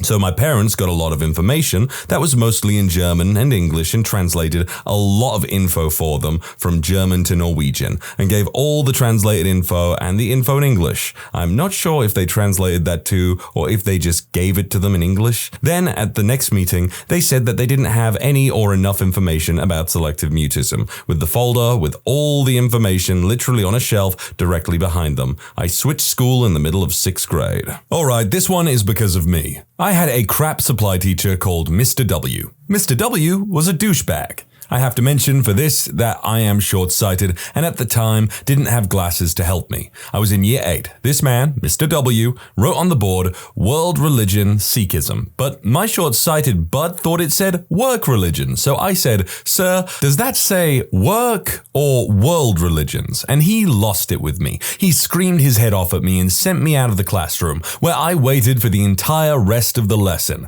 This was last lesson and without telling my parents, made me stay behind. While I was there, he screamed at me more, slammed a door in my face, then returned with a massive hardback religion book, which he threw at my head. I caught the train home from school. I missed my train because of him, and my parents were really concerned because, of course, I didn't make it home. Long story short, I got out and called them. They reported him to the school, and after a long meeting with the head teacher that involved a lot more screaming, he got fired and never came back. All because of my stupid eyes. I don't know if this teacher had beef with this person or something, but man, what a weird thing to get bent out of shape over. High school Spanish teacher who used to bully all the students. They somehow found out that she faked all of her teaching qualifications. Don't know how she got the job in the first place. A guy was fired from our high school for claiming he was Hitler's son, not to mention some convictions the school was unaware of. The school only realized when some students saw an article about the guy and his convictions and claims in the leading newspaper in the state. There was this teacher that taught English to non-American kids. She started to learn their language to help, but it made it that no one in that class evolved their English in a whole school year. The other year, she got fired and almost all the kids in their class needed to repeat the same level of English class. There isn't many details available, but a teacher got fired for what I can only assume are grape allegations. Despite claims that he was being unfairly fired were given by a few students, he was fired anyway. I don't know much more about it though. She was the water polo teacher at the most prestigious boys' school in South Africa. A solid 12 out of 10, she was very kind, always willing to practice after hours, more than one boy per day. She teaches about 52 boys in her weekly roster, if I remember correctly. She had the stamina of a racehorse. Eventually, one boy could not keep up with her and blew it wide open with the pics she sends him, and others. Everything came out and she left the school. The rest is history. With a quick search, you will find it. God damn, bedded 5 boys in Cape Town while she was married? Oh man. I feel bad for her ex-husband. Mine's less depressing than most. She was so boring, no one continued her class to GCSE level. This was D&T, combination of woodwork, metalwork, textiles, and plastic work. She had a forge in one corner and a pillar drill in the other, as well as lathes and lots of other fun stuff. But she was so overbearing about health and safety beyond a reasonable level. I am aware they can be dangerous, but she'd give the same 20-minute lecture every week. I'm gonna be honest, I don't blame her for doing that same 20-minute health and safety lecture every week. Here's a little story. I had a friend who, when we were in high school, was in woodwork, and this wasn't a targeted thing or anything, but some douchebag put hot glue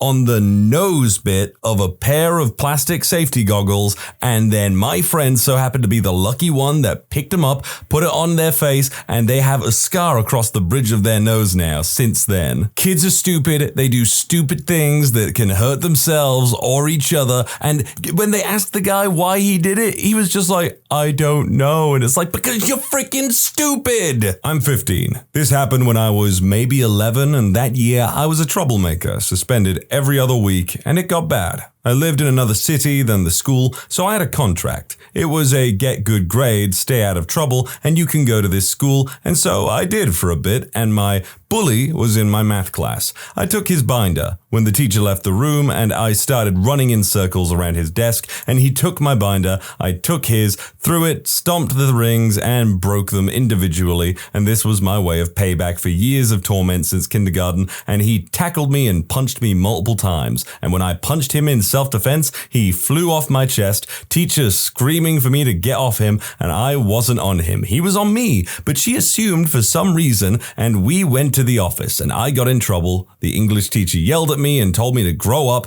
and told me to stop getting into trouble, and said stuff like I'd never amount to anything and that I'd end up in prison, and all I did was talk back to him. I hated him. And then the principal and all the middle school teachers had a conference with me and my mom, and all the teachers hated me except one. He taught my dad, and he was really cool with me. He let me listen to music in his class, let me do more than the other teachers did, and my dad was killed maybe even 6 months before this, and all the teachers disregarded this and said I was doing this for attention. But my family sits down, eats dinner together. Every night we talk about our days, and we all get the same amount of attention and love from my mom as much as she can give us, and there's 5 kids in my family. Well, my teachers don't understand and think I'm doing these things for no reason, but it was my way of getting back at the world for my dad being double-crossed and killed by his friend, and I was kicked out of school unjustly, and months down the line, my friend calls me on FaceTime and asks the teacher who sided against me why I was kicked out of school, and they're not answering because they see the phones. After I left the school, they went through 2 lockdowns and 1 close call, and people acted crazy, and the principal was fired and got replaced by a nice old lady who used to be a sub-principal who was really nice to me. Joke's on you, Mr. Finch. That sucks about your dad, but if every teacher disliked you except for one, then it's definitely a you problem. Like you said, you were a massive troublemaker at that year. Like, I was a pretty bad troublemaker as well. I had years where I would be like every other week banned from a class or something like that. But, you know, I also admit that I was a little douchebag, at least sometimes. I'm from Argentina. In my second year of high school, my English teacher got sick and we had a substitute. It didn't last an hour just because he said that private school students were more educated in behavior than public school students. My entire classroom reprimanded her, and the next day the principal informed us that she resigned. Although she did not like certain things we said, she gave us a bit of a reason. Let's call my teacher Mr. Bean because he kind of looked like him, if you squint. More so because it's just funny to me. So Mr. Bean was your average science teacher at a glance. Old dude, balding, pretty short, just to give a basic mental image. He didn't really like teaching me all too much. He'd take any chance he could get to sit back and quite literally kick his feet up while we struggled through countless packets with no direction. After a while, he kind of became a joke among my peers, and he was universally hated. Not too bad, I hear you typing. Oh, no.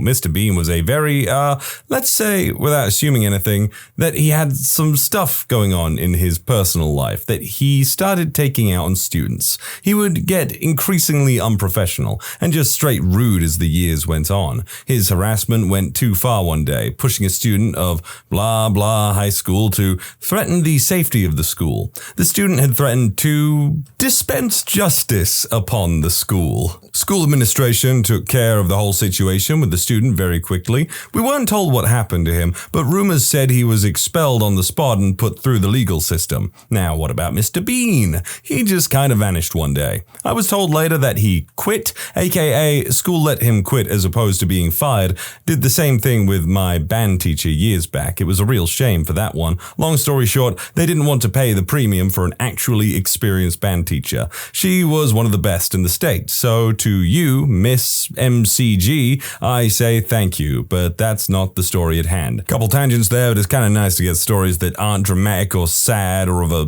promiscuous nature. Geography teacher got caught watching smut in the middle of class on the school computer. Catholic school religion professor, shortly after graduating, graduating, he got jailed for molesting his daughter. Another religion professor got fired for harassing boys at the school's bathroom. Multiple complained, one accused him of sexual harassment. Another religion professor would actively harass female students during class. Not sure how he didn't get fired. He would sit on their desk, touch their hair, etc. I think you can see a pattern in why I turned up atheist and hated religion class. My god, this school and their religious studies teacher is it's like Hogwarts and Defense Against the Dark Arts teachers. They're always the villain, and these guys are always molesting someone. But in all seriousness, that is absolutely awful. Terrible. In middle school, during guitar class, teacher decides the class should play password, where two students stand at the front of the class and try to guess the password written on the board behind them while being given clues. Guitar teacher writes, grape, but without the G, on the board and gives the clue, every man's dream, every woman's worst nightmare. He was promptly fired later that day. I said earlier kids are stupid and do stupid things. Teachers are stupid too. Teachers do stupid frickin' things that get themselves fired. One of the male teachers at my school was accused of messing around with one of his male students, sending messages, pictures, etc. Anyway, supposedly the student was failing the class and got mad at the teacher and reported him with evidence.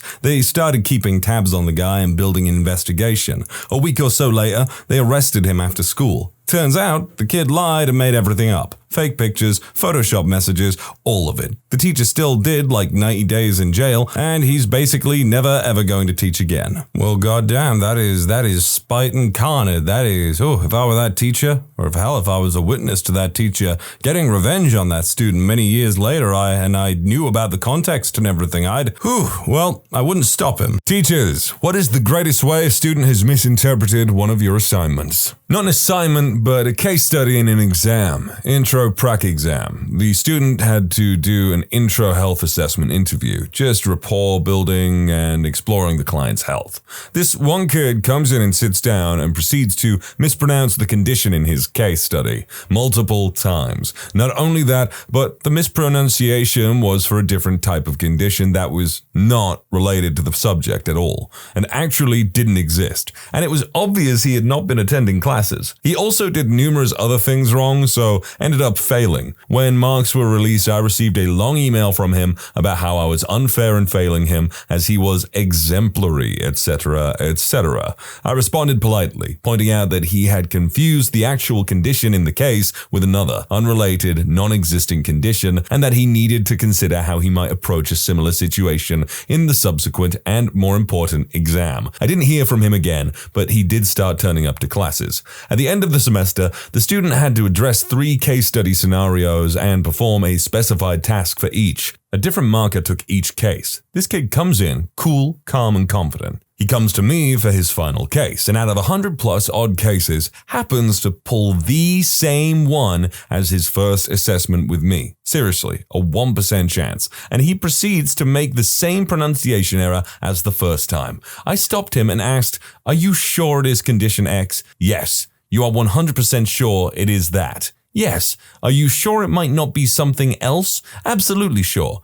Okay. The student acting the case knew what I was getting at and struggled to keep a straight face. The actual condition was rheumatoid arthritis. The condition, the student identified it as hemorrhoid arthritis. How on earth do you get those things confused? I am a teacher, but this is my aunt's story. She taught a special class. The instructions said to draw a bar graph. The student had no idea what a graph was, but he drew a beautiful bar. It was a Western saloon, with double swinging doors and a long bar. The bottles were not labeled, but very clearly drawn. This was on a state-mandated test as well. She had to take a break to laugh as she wasn't allowed to say anything. That is pretty cute. But clearly the system has failed this child. I don't know how old they are. High school English teacher. I once assigned extra credit opportunities for my college-bound sophomores that included writing a 3-page short story without using the letter E. There were several other prompts and assignments, and I received a fair number of assignments. However, only one student attempted to write a story without using the letter E. She simply wrote a regular story and neglected to put the E into words where it belonged. So, HR, story, look D, a lot like this, with the TH spat S, and all. And yes, I had explained that the story should use words that don't contain E. During the course end test of my ESL classes, the students had to listen to a recording of a lady speaking about her books on science and metaphysics, and then answer a few questions to check their listening skills. For the first question, they had to answer, who is conducting the speech? The girls answer, the physical box. It ended up becoming a meme among the teachers of the school. We even made a papercraft box with the all-seeing eye on it and said it was the deity of bad test answers. There was this girl who was like 18 in my ESL, English as a second language course, and she was definitely the worst student ever. By the end of each course module, there was a test. Nothing too hard, but she managed to fail it 7 consecutive times. On the 6th time, she decided to try it. Previous tests had been all blank and answered the problem. What's the question for someone's age? Her answer, what birthday happy? On the 7th try, she gets the same test, same questions, and her answer to the problem from before? What happy? My daughter's class was recently given an assignment. Decorate a paper turkey is something else so that the turkey doesn't get eaten on Thanksgiving. My daughter dressed it up as Santa. It looked pretty good. When I was dropping her off one day, I looked at the other posted in the hall. Someone decorated theirs as a pizza. I'm not sure if that's a good answer or not. I mean, I'm pretty sure, you don't have pizza on Thanksgiving, but I'm sure someone has, or would. Middle school teacher here. Gave the students a packet that was stapled together consisting of 5 pages, assigned only pages 3 and 4 for homework. The pages were not numbered. One student came to me the next day and told me that he couldn't do it because the pages were not numbered. I told him to just count and he would be able to find pages 3 and 4. Even his parents couldn't figure it out. It was a baffling moment for me in my teacher career. Now, I can't deny I have moments of stupidity. I have a brain fart here and there on a really simple thing that shouldn't give me any trouble, but this is on a whole different level. In high school, a girl in my politics class was assigned to do a presentation on euthanasia. Instead, she did the assignment on youth in Asia. At some point, you must have explained that, what euthanasia is. How? I'm a teacher, but this happened to a colleague of mine who teaches religion, Catholic school. He was giving a test where one of the questions was, how are we made in God's image? The student responded, we are made in God's image when a man and a woman love each other very much. The man gives the woman sperms, which need to find the egg. Many sperms die, but some make it to the egg where they rest there for 9 months and then the baby is born. Needless to say, this one made its rounds in the faculty room. I'm just picturing the teacher turning around and being like, wrong goddamn class, dipstick. Minus the goddamn, I'm pretty sure Catholics don't like to take the Lord's name in vain. I am a teacher of English as a foreign language from Hungary. My first job at this school where all the also ran kids from the town were collected. So first lesson at this class and I started to talk about the English language when all of a sudden this guy from the back shouts in English, I am a big penis. I almost died of laughter inside but managed to keep a straight face. Apparently no other people in the room understood anything other than penis. And clearly, the guy wasn't sure either what he wanted to say.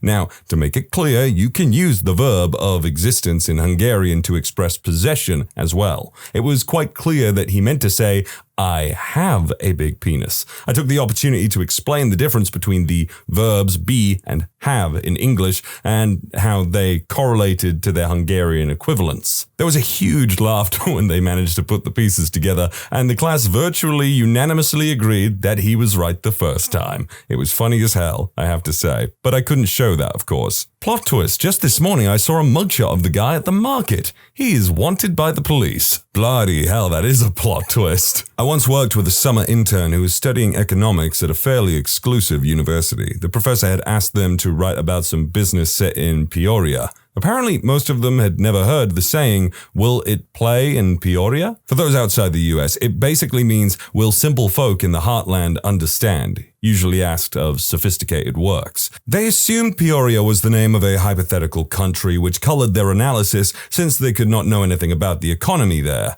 making it a pretty useless exercise. Apparently the professor was pretty miffed that the well-educated, well-traveled 20-somethings had never heard of Peoria, and the intern was shocked to hear that we all knew that it was a city in Illinois. I'm glad they specified that people outside of the US probably wouldn't know of it because I certainly don't. Not a teacher, but a really funny mistake. A friend of mine was told to present a paper about Charles Darwin. When he looked up his homework at home, his handwritten D looked like a P, and so it occurred that he held a presentation about Mermon Parwin, who is an Afghan singer. I once asked my class to visit a local nature sanctuary with the instructions of finding and identifying as many native and invasive species as they could for extra credit. They were to take close-up pictures of the plants and then take a selfie with the plant in the background, so I knew they weren't just ripping pics from the internet. They were to take those pictures and put them in a simple PowerPoint and turn that in. One student submitted a PowerPoint with him standing in the hallway of his home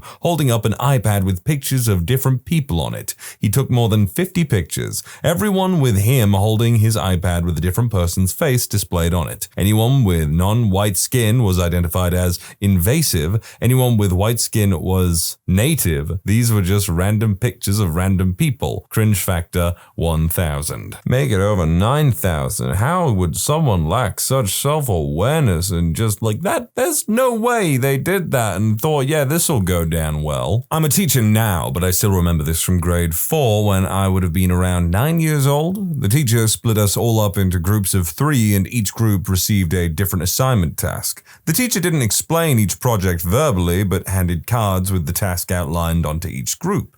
I am vague on the wording of the assignments because it was a really long time ago, but my group's task was about volume and we had to use cups to measure water and see how much we could hold using them. For some reason, the other 2 classmates in my group interpreted the assignment task from the teacher as being to drink as much water as humanly possible using cups. I remember knowing they had misinterpreted the task but stayed quiet because I thought it was funny and it sounded more interesting to see how much water they could drink than the actual task. Long story short, they both gave everything they had to the task and they both ended up projectile vomiting like crazy. I wish more people that are actually teachers were explaining this, but whatever, I guess. But this is completely unrelated. One time when I was in primary school, I had science homework to do, and my brother drank the liquid that the homework was about. So when I went to school the next morning, I literally had a note and like a diagram showing my brother drank my homework. I had to write a cause and effects paper for a college class. I couldn't think of a good topic, so I wrote my paper on the cause and effect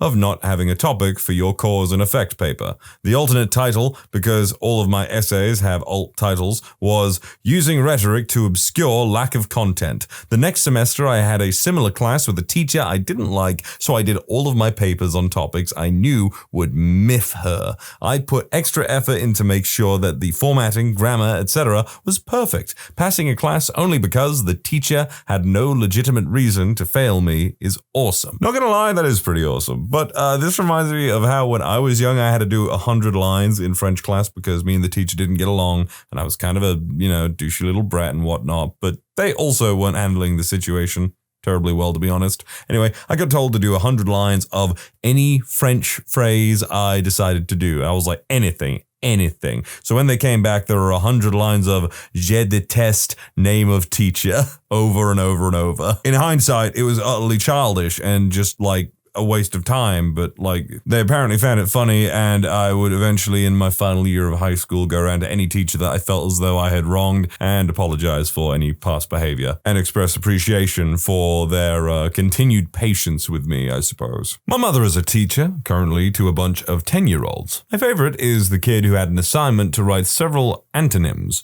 He did well except the last example, where he was supposed to write antonym for brave. He simply wrote, I can't say that, a lady's nether regions. I came to the States in 3rd grade, and one of the first assignments was to type up an essay we wrote in class, double-spaced. After a while, I was starting to get really annoyed with the double spacing format. At last, I finished and proudly returned it into my teacher, only to have her burst into laughter. Yeah, turns out double spacing isn't putting 2 spaces between every word. Preschool teacher here asked my students to tell me the first sound in dog. Almost everyone responded, woof. There was an interesting student I had called Andy from Hong Kong. He never took anything seriously and could only put very and adjectives together.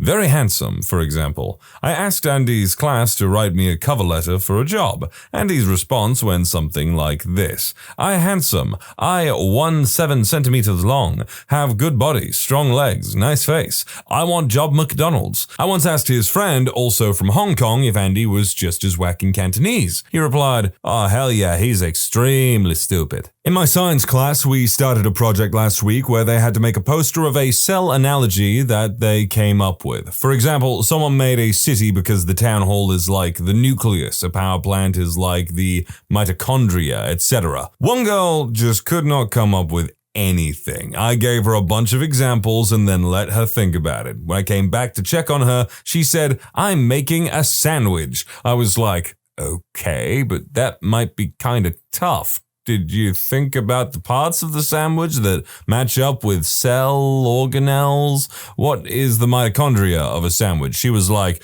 okay, I'll pick something else. I get back to her a few minutes later and I ask her, and now she's making a taco. I explained the same thing. Over the course of 2 days, while most other students started drawing, she suggested a British phone booth, a cell phone, Sonic the Hedgehog, a pizza, and a Taco Bell. For each suggestion, I said that she could do it as long as she matched up each part to an organelle, and she'd say, oh yeah, because she forgot that I wasn't just letting her draw random stuff. Near the end of the period on Friday, I went to her and said, look, let me help you. Draw an island, and I explained half of the organelles for her and even started sketching stuff out. She nodded and agreed to do that. Today, I gave her a poster board and then went to check on her. She said she didn't want to do the island and started drawing a bowling alley with random parts labeled as organelles without even thinking about the functions. I don't even care anymore. In high school English, we were reading Shakespeare's Merchant of Venice. One of the central themes of the book was about class,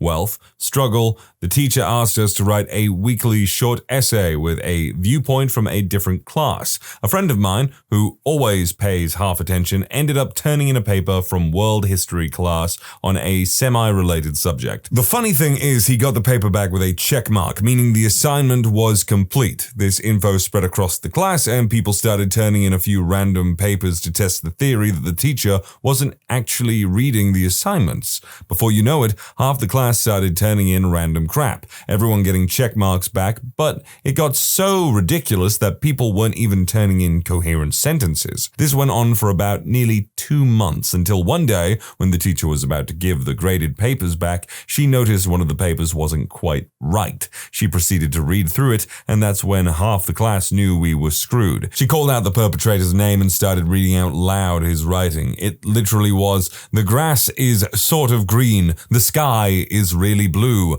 dirt on the floor filled the ground, ice cream tastes good. I have to admit it was really hard for some of us to control our laughter. She then looked at the next paper and then the next and the next. All of them were ridiculously off topic. She flipped, started yelling and pounding the desk with her fist. She went through and gave zeros to half the class. Thank God I turned in actual legit paper that day, as I had started getting paranoid about it when I realized too many students were doing it. You know, on one hand, this is her fault. She wasn't doing her job. This is what happens when you don't do your job right. On the other, guys, you were on easy street. She was just giving you easy passes on whatever you'd hand in, and you decided to squander it and take the mick. You're stupid. Gave grades 2 and 3 students an activity where they had to draw foods from every food group. When I went around checking, I noticed one student had some odd things in his section for grains. I asked him what he drew, and he told me lettuce and spinach.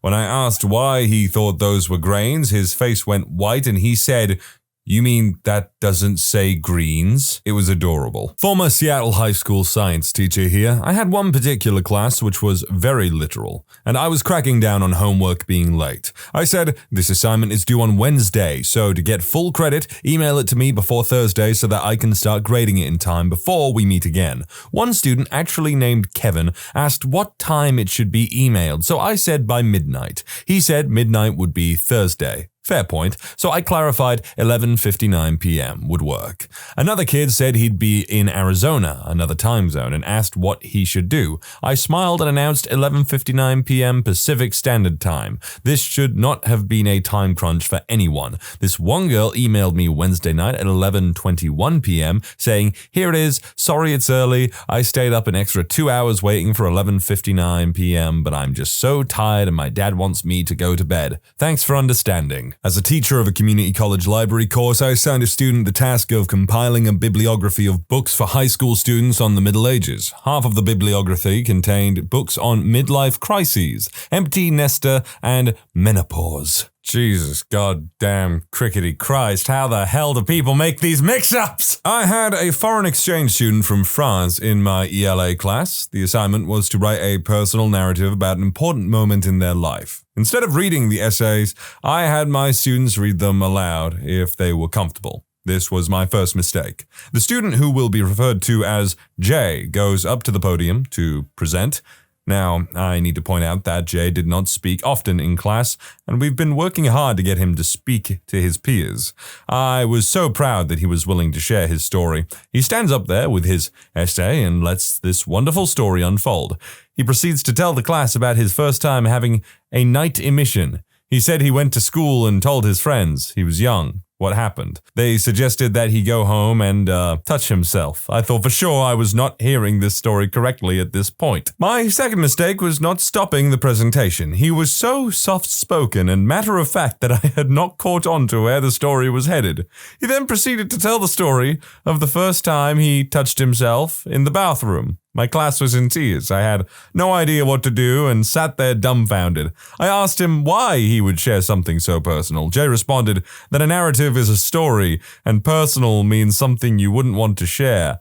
Made sense to him. I ended the class with, "What happens in fifth period stays in fifth period." Students asked all the time what happened in fifth period, but as far as I know, no one shared. So they shouldn't. Poor Jay. I mean, good on him for sharing it. Brave little French man, but god damn, I'm glad no one shared that story. If there were less anonymity in this, I would not share this. High schoolers, what cliques exist now? Is it still nerds, jocks, and stoners, or are there new groups that the older generations don't know about? Yeah, those still exist, but now there are sub-cliques of those and new cliques like Tumblr kids, gamers, edgy kids, furries, SJWs, those weird people that call their friends dad. Basically, anything on the internet is a clique in real life. People who call their friends dad? What does that mean? I've never heard of this. What, like they're all like, "Oh, daddy, oh, dad." I'm trying to like figure this out, but I can't. Is this a fetish thing? Nah, I'm in Maine. We kind of have like a caste system here where the bottom level are like the socially awkward kids. Usually freshmen, junior Tumblr, geeky type, rar XD. The next level is like the theater-ish semi-popular people. Then there's the semi-popular people, and finally the group of girls and the jock-ish guys. There still aren't any if you're British because of school uniforms stopping anyone from expressing themselves. Phones still banned in most places as well. One group of people, just people. Thank God. I graduated a year ago, but it's taken a more internet social media approach. Some people have Twitters, Finstas, etc. It's weird. Kids are weird. I could have told you that. Everything here exists at my school, except we have an extra group called AmITheA kids. Our school has this outdoor pit or amphitheater in the center of campus where all the weird kids go to sit during lunch. These are your Tumblrinos, loners, and most notably furries. Our school in the past a few years ago has actually banned furry accessories like ears and tails. You know, I kind of understand that rule. For one, I guess because schools are usually more interested in stopping occurrences of bullying happening than punishing people who actively bully others. But at the same time, some teacher probably found out it was a fetish thing and went, "Well, that's not allowed at school." So, in my opinion, perfectly understandable. Keep those furries in their place. The ultra-progressive, genderless, communist clique, they only seem to own crop tops, even the boys, and blame their bad grades and lack of success on their oppression by white males. But this is coming from a humanities school in Manhattan, so it might not represent the norm. Not really any exaggerated cliques like in the movies where it's super obvious and separated. It's all merged, to be honest. I hang out with some jocks who are also mildly geeky, and I'm a metalhead skater. The only real clique I've seen is skaters, many of whom are stoners, but I could never fit in with them. All the black kids in my school group up for some reason. Basically, you make friends with anyone and hang out with them, regardless of stereotypes. It's still crap though, because bullies exist and are more subtle. Yeah, I probably said this way too many times, but I imagine with the mass access to the internet and understanding that younger people have of it nowadays, like bullying is just on a whole different level. I was a high schooler a year ago. Thank God I've left that place. But in my school, there were the preps, the nerds, and the loners. Lots of loners. In fact, I was one of them. People who sit by themselves during lunch, people who watch from the sidelines during prom. At first, it was depressing, but I got a different view of school and life than most did. Also, the few friends I did make are stuck with me forever. Only regret is I wished I studied more in high school. I was always the kind of person who could do next to nothing and pass with C's and B's. Yeah, I wish I studied harder in high school as well. Just graduated from art school, mostly ages from 18 to 23 now, and there's more defined cliques in college I found than there was in secondary school, ages 12 to 19. In my art school, the most common stereotype was the aesthetic kids. I suppose they wear a lot of thrasher, but most have never skated. Smokes all the rollies, has anxiety, has alti hairstyle, wears makeup unusually, wears the vintage store/urban outfitters trends, retro sportswear, filler, Adidas, wax jackets, loud collar blocking. Then you had your typical hard boys, chav wannabes, rich kids who dressed in tracksuits, Fred Perry who sold illegal substances and were stoned all the time, got into fights and robbed crap, hippies and new agers, although being amongst most of the other cliques that were toxic, this person was eventually wrapped in a boho variation of the aesthetic. You have goths, gamers, cosplay community. We have one total scene queen, just one, and surprise, surprise, she ended up being a self-absorbed female dog. So many out-of-touch rich kids, so many who paid for their degrees, some hipsters, a handful of genuine artists, and so much crap. Most of the cliques in our college bonded over two common interests: illegal substances and partying. There were some who never did any illegal substances before going to art school, but eventually they did. There was a few good eggs who genuinely never drank or partied or did illegal substances and seemed to be level-headed. But honestly, our college itself thought it was better and contemporary in the art world and didn't make room for them or their style of art fit. That was the first place I felt it was clique-y. When I first went in there, I was confident, self-assured, and happy in my skin. Everyone else was anxiety-riddled and worried about not fitting in. After 3 years there in a mountain of debt, I feel I've lost my confidence and my sense of self and feel anxiety creeping back up on me. I've been battling with anxiety for years before. Everyone else seems to be more confident and assured in their ways, and there were so many crappy and fake people. This reminds me how I used to visit my friends at a university they used to attend for arts, and I was surprised when they came out of it and basically had zero contact with anyone that they spoke to at that university after the fact. And maybe I'm just dumb and weird, because wherever I go, I usually make at least one meaningful connection and someone that I speak to on a fairly regular basis, but I don't know, I guess it was weird to me. SJWs, cancerous scum of the earth, aka popular kids who wear Supreme and talk down on others. People with far right and left political beliefs only taken seriously in the 1930s. Weebs with far right and left political beliefs only taken seriously in the 1930s. Music kids, STEM kids,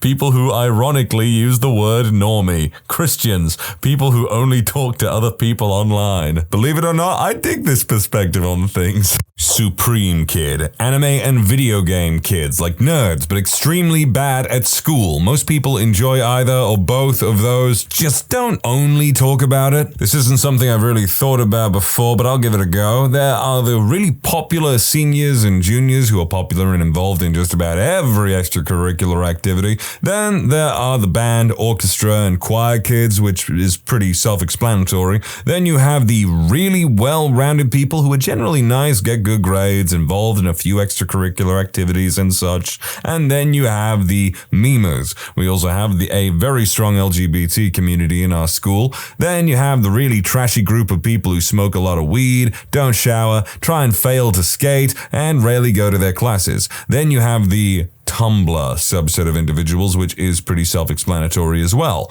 Many of these groups have bled into each other and have their own subcategories. Oddly enough, I haven't noticed any of the aesthetic kids that many other people are talking about. The athletic kids are the popular ones. The nerdy ones are mostly just the ones who look up weird crap on their computers in class. They're the memers. The art hoes who dress like they're from the 90s and are obsessed with photography. The emos who have a new hair color every week and wear band t-shirts galore. The edgy kids who make everything a joke, like the nerds, are also memers, come to think of it. Like a hardcore version of the nerds. The other category of people who don't really do much and don't fit into any category. Hi, I'm a nerd. Also, I think what's interesting about this generation is the blurred lines between groups and stereotypes. Groups seem to intertwine and be more flexible than the cardboard version of what you'd imagine it to be. I would definitely say that's to do with things like the internet and whatnot. People just have a lot more room to explore different things and spread themselves out over multiple subjects. I mean, I'm old enough to remember when being a nerd and someone who openly enjoyed video games to an extreme degree that wasn't like Call of Duty and Assassin's Creed and stuff, you were a nerd. But then you had things like The Big Bang Theory came out, and that sort of made being nerdy just a regular thing. I swear to God, before The Big Bang Theory made it like kind of cool or trendy to like nerdy things, you could not enjoy these things on like a public, open basis without being called a nerd, a weirdo, or obsessive or something. Not even those anymore.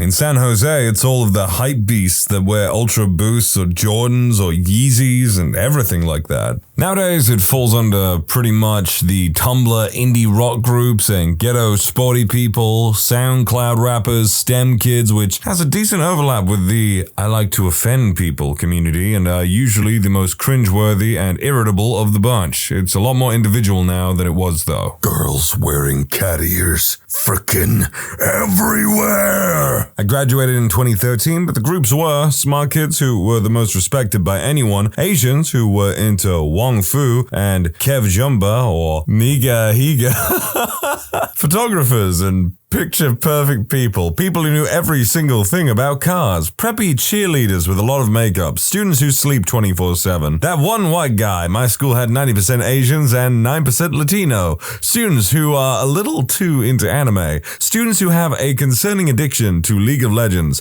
Students who can skip most of their classes for track and swim meets or concerts. That student with a 4.5 GPA going to MIT. Okay, so I literally had no idea who Niga Higa was until this very moment. I didn't know it was a YouTuber. I just thought they were listing martial arts or something with really entertaining names to a more ignorant person like myself. In LA, it's the rise of the Hesh community. Basically, everyone who wears camo pants and Tyler the Creator merch or Supreme. These people are the absolute worst. Don't get me wrong, I love Tyler the Creator, but damn, I hate this community of wannabe photographers and edge types. The only true clique in the sense that they're closed off and unwelcoming are the self-proclaimed outcasts, the kids that claim no one but the other weirdos like me. They're not banded together because everyone else rejects them, but because any small difference in interests makes them turn up their nose. I think it's because they refuse to experience anything else that their social skills become stunted, and their opinion of anyone who isn't an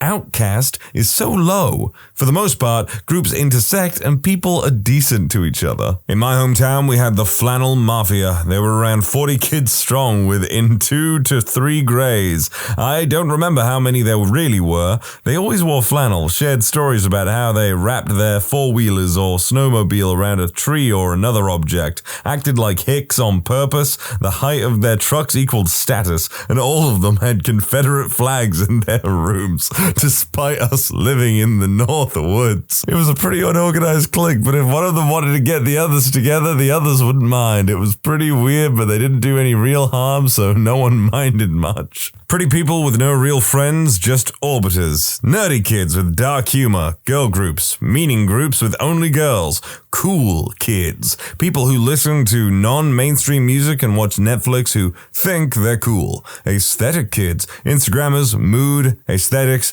black and white photos, Lana Del Rey, and whatever else goes with tea. Party people. People who can only talk about parties. The Gay Straight Alliance, under which the high school experienced a millennia of peace. As a senior in high school currently, here are my thoughts. There are two basic distinctions. You are either A, partier, someone who is down to drink and do illegal substances, or B, someone who is against partying. The A's are then subdivided by how hard you party, and what illegal substances you do for the most part. The alcoholics versus the stoners versus the kids who huff stuff. And the B's divide themselves by seemingly random feuds and grudges, thus breaking them into groups based on what they do. Like the typical groups. Same old in Midwest Wisconsin. Valley girls, jocks, stoners, nerds. Currently a junior, there are quite a few loners where I'm from, ones that usually don't fit with the society of my town. Nothing new there.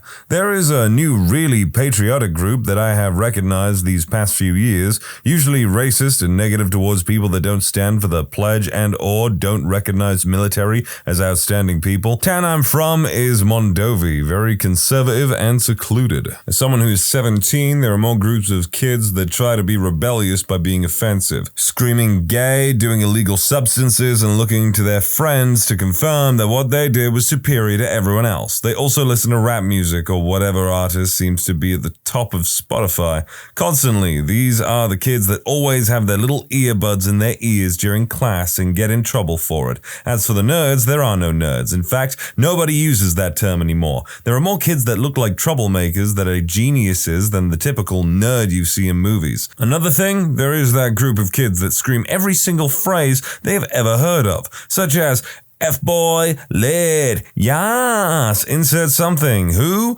I don't give AF about that teacher. There are so many I just remembered the cringe group that walk around with a loudspeaker blasting rap music. I got some bad news for you, kid. You might want to sit down for this.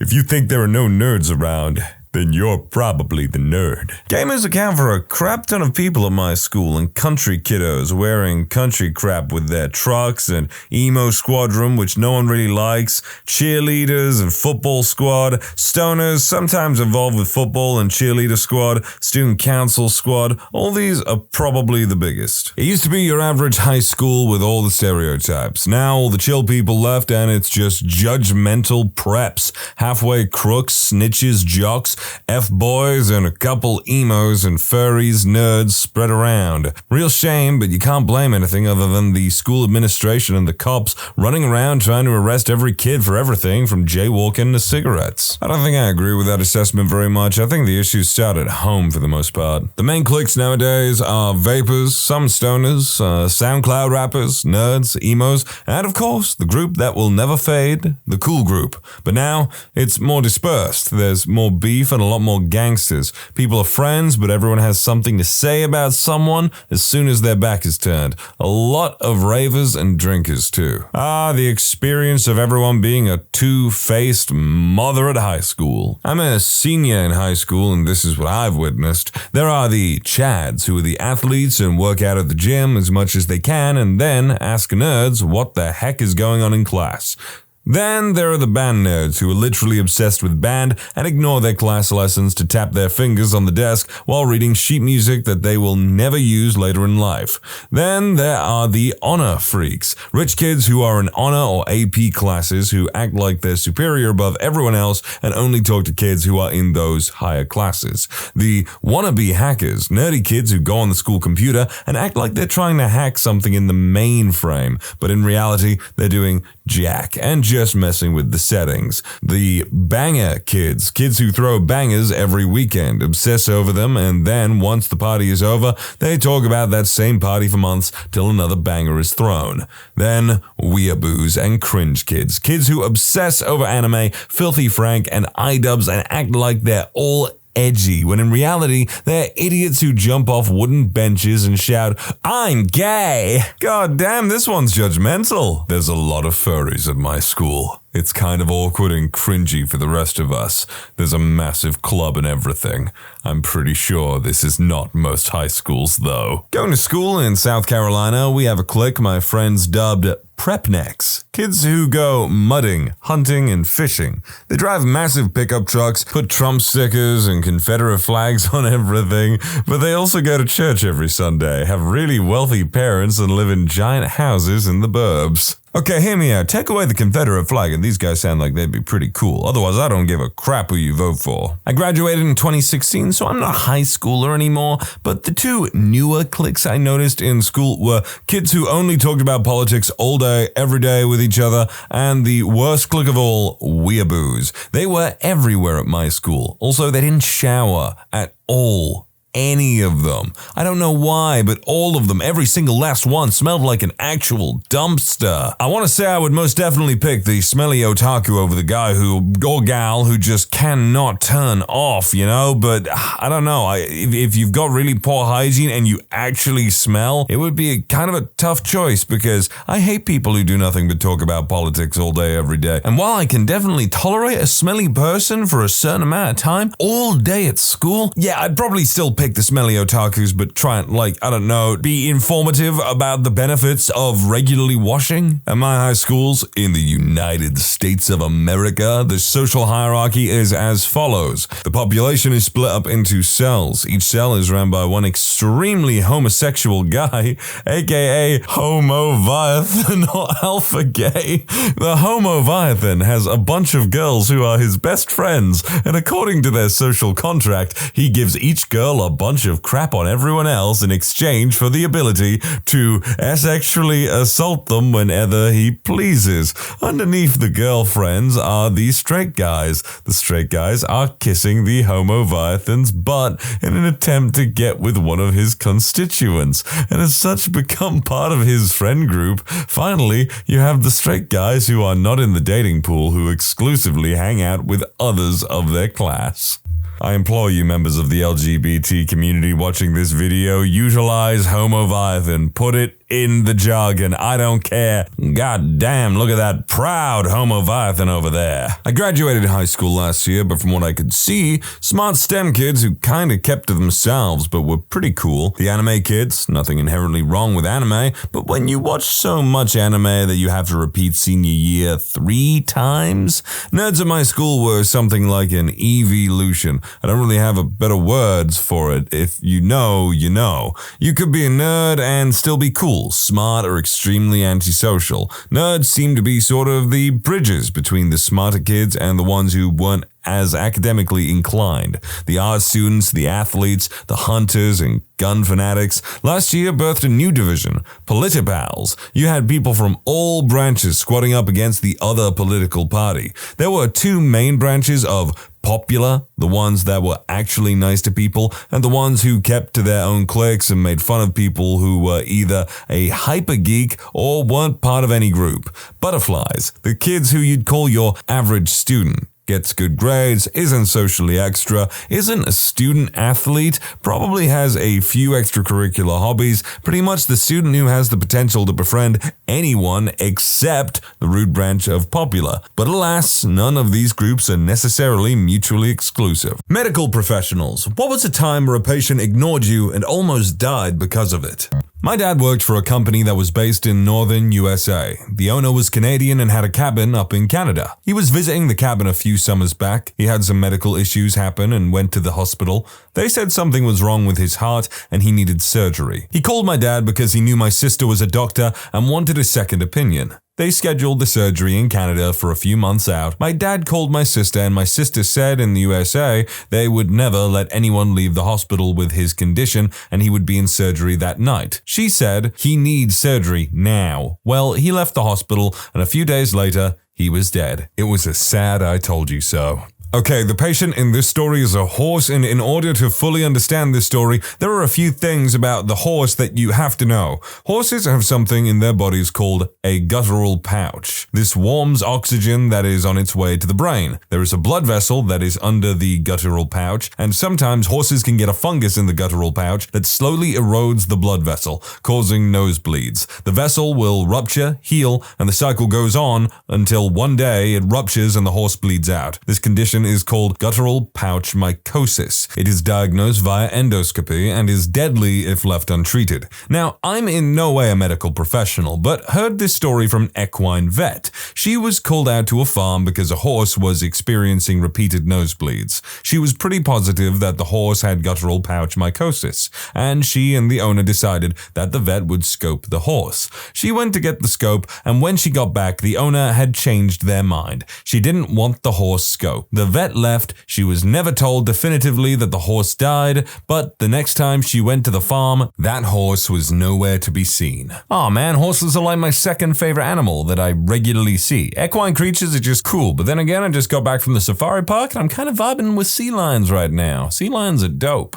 I'm a vet tech, so my problems are my clients, not my patients. Patients just do what they're gonna do. But boy, do we have a problem with client compliance. You'd be amazed how many times we get something to this effect. Dog comes in very sick. Through testing, we find out the dog has Addison's, heart failure, thyroid disease, something else that is a lifelong disease that can only be treated with lifelong medication, not cured. We explain all of this, and possibly after an expensive hospital stay, we send owner home with a month's worth of medication. Several months go by, and O calls upset that their dog is sick again. Yeah, you haven't picked up any heart medication in 5 months. Have you gotten it at another clinic? No. Yeah, no, come in, and thanks for messing up everything. Or 2 years ago, you came in for your regular exam. We talked to you about preventing heartworm disease. You said our prevention is poison and you'd use a safer, more holistic method, and now your dog is here coughing and weak. Hello, heartworms. No, your essence of lavender, your rosemary, your coconut oil, your apple cider vinegar, and every other bit of bullcrap you can throw at me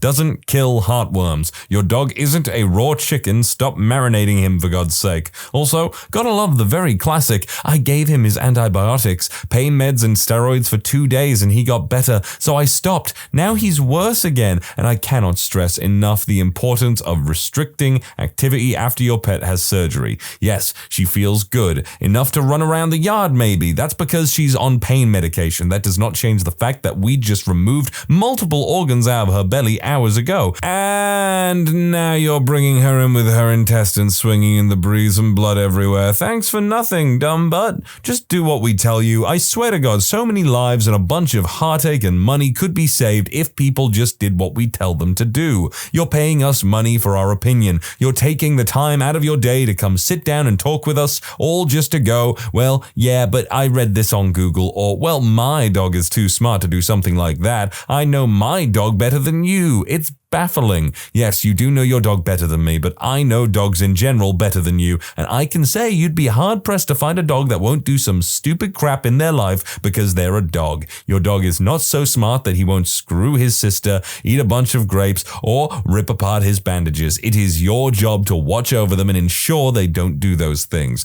So just do what we frickin' tell you to do, Christ's sake. It sounds like this person needed to vent, but also this all sounds like, I'm guessing they're not being specific. It sounds like they're talking about a single individual. Medical student here. Last summer I was doing ER practice and a guy came in with a massively swollen leg, which was deep vein thrombosis, a clot in your leg vein that can dislodge and travel straight to your lungs and kill you. That same guy came in some months prior with the same condition and was explicitly told that if his leg hurts again and starts to swell, to sit down and not walk. Apparently this time the guy came, he walked to the ER, like 20 minutes of walking. He didn't die though. I guarantee if it's an older gentleman, they probably just completely disregarded that information that you told them and went, I'll walk it off. And when that didn't work, then they said, okay, maybe I should go to the hospital. Diabetic patient who broke his ankle left the cast on for 6 months because he didn't want to bother coming back to the hospital. Our front bubble stunk of rotting flesh. It's a fairly large room and the cast was still on. We move him to another area. I'm hovering over ortho as he is taking the lower part of the cast off. On the outside, on the medical aspect of his ankle, you could see there was some fluid from the inside that stained the cast, this nasty color. When the cast popped off, it looked like zombie flesh, oozy, gangrenous, stunk like death. The funniest part about it is when the ortho resident is talking to him about what the plan is going to be, a fly kept buzzing around and landing on his exposed nasty leg. I am not a medical professional, but one time my grandpa had a surgery and was told not to smoke for a while, and when he got home, he smoked and burst an artery and bled all over the back seat of my dad's car. That sounds terrifying. Imagine taking a puff of a cigarette and then just gush, blood everywhere. Had a very drunk, less than cooperative older gentleman come into the trauma ICU after getting into a fight with his lady friend, who then stabbed him in the neck with a screwdriver. She luckily missed his airway, but nicked a large vessel. He had a hematoma forming on the side of his throat that was growing quickly and endangering his breathing. Wheezing and stridor could be heard with every breath, and he was doing a good bit of bleeding. He needed surgery to repair the vessel and decompress the hematoma. Dude was so wasted and uncooperative that he blatantly refused and kept trying to leave. The doctors were scrambling to get paperwork in order to do the procedure with an emergency consent, as the patient was obviously impaired. Patient frantically motions for me to come to his bedside.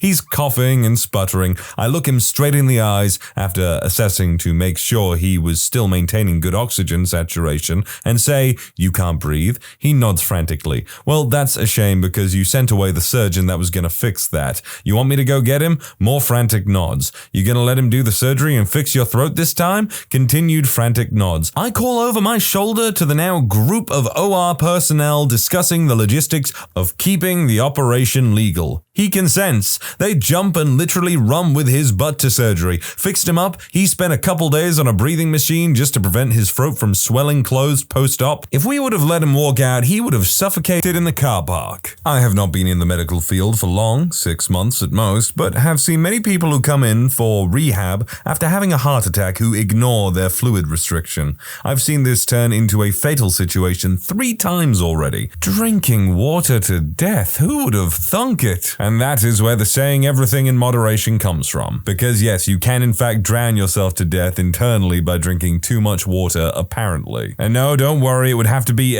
just an insane amount of water, like, I don't know, 50 liters or something. Every opiate addict that refuses to go to the hospital after you give them naloxone to reverse their overdose. They regain consciousness and refuse transport, and we explain that the naloxone will wear off and they will be right where they started. They still refuse care. We get back in the rig, drive around the block, and wait for 911 to be called again. My own experience with doctors is that, because I hate every medical procedure, I just tell them that no painkillers, nothing. Dentists always start drilling and pulling right away. My tongue needed surgery, so they just cut it, and I took no painkillers. They told me that I might be the easiest patient ever. No need for painkillers, just do what you gotta do and we can get out fast. Actually, I have a minor, nowhere near death one myself. Needed to have an abdominal ultrasound, told not to use the bathroom for however long beforehand, but it was mid-morning and I woke up needing to go. I told myself I'd drink a bunch and I'd fill up again fast. Nope, had to sit in the waiting room for hours until I was full enough to be good. Not a doctor, but here's what happened to me. My mother is an anti-vaxxer and generally against medical intervention.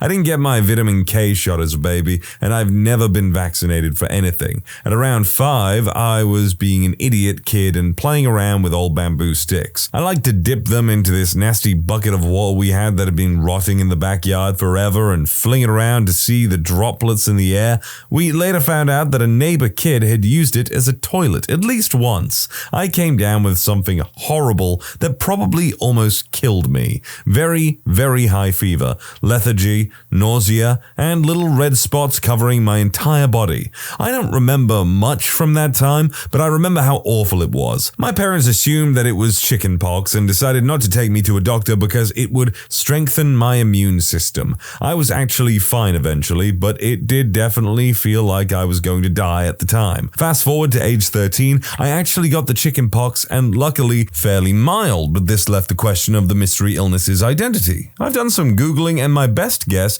is typhoid, but I have no clue really. I'll be 18 soon and I'll be getting vaccinated as soon as I can. I don't understand even at an early age what your fixation might have been with that apparent poop bucket. My dad is a veterinarian. My clinic calls them patients, their owner, clients. We had a dog come in with strychnine poisoning. You start convulsing and any stimulus, no matter how small, makes it worse. The very same convulsions cause a chain reaction and eventually spreads to every muscle in your body. You die from exhaustion, or when the neural pathways that control breathing stop working, and it is a painful way to die. die. We save this dog, miraculously. We tell the owner to put the poison somewhere where the dog can't get it. Dog comes back in later, same symptoms, same poisoning. We save it, somehow, again. Owner promises and swears it will be gone this time. Nope, third time is the charm. Dog is saved, yet again. At this point, the dog really isn't a dog anymore. Might as well be a potato at this point. It can barely move. Owner says that they can't lose the dog or bear to see it in pain. The poison will be disposed of. Yeah, no, the fourth iteration of the poisoning killed it. You saved it the first 3 times. Why was this time different? I feel really bad for that dog. A patient who had a spinal decompression and fusion procedure was recommended to continue using a walker when ambulating and also to arrange for personal assistance at home. Decided she was too good for help and a walker is for the disabled. Fell out of bed, a nail from the hardware punctured into the spinal nerve. She was readmitted to the hospital and is now paraplegic. From the initial need for a walker, the patient now needs to be assessed for a wheelchair. The patient didn't die, but nevertheless, a severe consequence. I don't know why this kind of reminds me of how I was taking the pictures off the wall on a narrow stairway when we were moving furniture, and they were like, why are you taking the pictures off the walls? And I was like, because I'm being careful. I don't want us to hit them and for them to fall down. And they were like, no, don't worry, we'll be careful. It's like, no, you don't understand. Me being careful is taking the pictures off the wall. Man, though, that is some unfortunate luck, and I feel really awful for that patient. Like, that is just a result of hubris. Patient with one leg, instructed not to get up without assistance. Bed alarm in place. Bed alarm sounded. We run in there just in time to see him up. He says, I wanted to see if I could walk without my prosthesis. So basically, he tried to walk with one leg. Didn't work. Not me, but my dad is a cardiac nurse. This is probably my favorite story from him, and yes, I feel awful saying that. Anyways, you know how smoking is bad for your lungs? It's also really bad for your heart. It causes buildup in your arteries that can cause heart attacks or strokes. My dad performs surgeries on way too many smokers and sees some of them repeatedly. My dad, the other nurses, and every doctor will tell them they will be back if they don't quit smoking. But, of course, they don't. Now, for the part that is actually why it's my favorite. My dad is obese and has never denied it. One time, while having the stop smoking talk with a patient, he got super offended and told my dad that being obese was bad for his heart and blah blah. My dad's response, I can lose weight. You can't lose stupid. Guy got stabbed in the arm with a knife, refused a tetanus shot, came back with full-blown tetanus, arching his back, clenching his jaw, straight to the ICU. Had a patient who had just gotten a below-knee amputation. We gave him the prosthesis shortly after surgery, as soon as surgeons signed off, and told him several times to take it easy. He was very excited and we knew he was not going to listen. To stress the issue, we had the owner of the company and several co-workers who are also amputees talk to the patient. Being a new amputee, the limb goes through a lot of changes and is still healing. After he took his new leg home, we hadn't heard from him in a few weeks. He even cancelled his follow-up appointment since he was doing great. A week after that, one of our co-workers calls us and tells us that he was at the surgeon's office, just stopping by to say hi and bring them breakfast, and saw said patient waiting to be seen since his limb was scabbed over, with several lesions and extremely discolored. After asking what happened, he told her that he was feeling so good with the prosthesis, he decided to run a marathon and Tough Mudder. He ended up getting a major infection due to the mud and is extremely lucky that he did not need a revision, making him an above-knee amputee. For anyone who doesn't know what Tough Mudder is, I don't know if it's a UK thing exclusively, but it's basically a mud run. That's it, really. It's just lots and lots of mud. The patient was me and the medical professional was my aunt in this situation. Isn't blood related to me, but she's basically family. I can't remember the actual medical term for it, but I call it deadly asthma. This happened last year, which makes it the second time I've had it. First time I had to go to the ER at Boston Children's because no one could figure out what was wrong with me and I was getting increasingly worse. Basically, the symptoms are close to the symptoms of walking pneumonia. This time that I got it, I was told to take my neb treatment 3 times a day and take some heavy meds. Now, I have had asthma my entire life. I tend to not take my rescue inhaler if I feel like I can get through an attack. I get 2 to 5 attacks a day, so yeah, I'm pretty severe. I take Symbicort, but had basically lost my inhaler and never really looked for it, so I stopped taking it. It pretty much allows me to not even have a single attack every day, which is awesome. Being a teenager, I am kinda irresponsible with my own well-being, so I stupidly didn't do what I was told. I ended up not taking the nebs because they make me sick, make my tremors worse, and make me unable to walk normally for a couple of hours. Well, let's just say at night I was suffocating and close to just not breathing at all, but still said I'm fine, which more or less was because I was delirious. I was driven to my pediatrician's office and they put me on the neb. They said I could have crashed, medical term, not car crash, and died if my mom waited to drive me there. My oxygen levels were low and I was about to pass out because I couldn't breathe. My aunt gave me a good scolding, told me she'd send me to the ER if I didn't take my neb treatment, so I followed her orders that time. Took me another 2 to 3 weeks to fully recover and had to be put on even more meds. I think sometimes I underestimate the dangers of my condition because I go through it so much. Let this all be a lesson to, not do that again. In this story, it wasn't the patient that ignored the warning, but the hospital staff. This isn't my story, but a story from my professor that ultimately led to him stop practicing and start teaching. My professor has a heart of gold, just the most genuine man you could ever meet.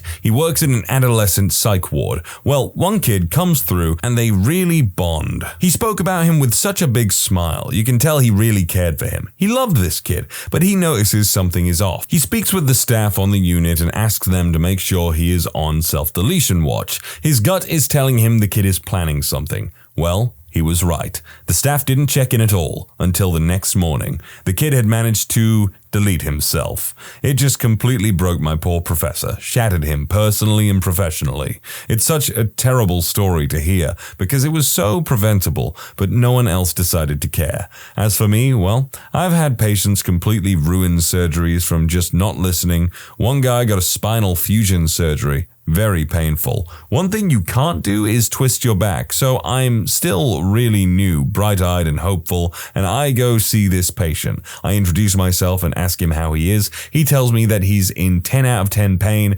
sometimes and he can't figure out why. I try to be helpful, ask him what he's doing when he's in pain. Well, instead of just telling me, he frickin' shows me, grabs the bed rails and twists like he was trying to snap his spine. He's screaming and I'm horrified and kind of yelling at him to stop. We get the situation under control. I go back and explain all of his precautions again. He tells me to go screw myself. If he's in pain, I'm not doing my job. Well, he was discharged AMA and he ended up ruining his surgery. Hope he enjoys his excruciating back pain. That's really sad about the kid, but weirdly enough, I actually met someone the other day who said they had a fused spine. Be me, ER doctor. Sir, there is a large tumor in your spine pushing on your cord. That's why you can barely move.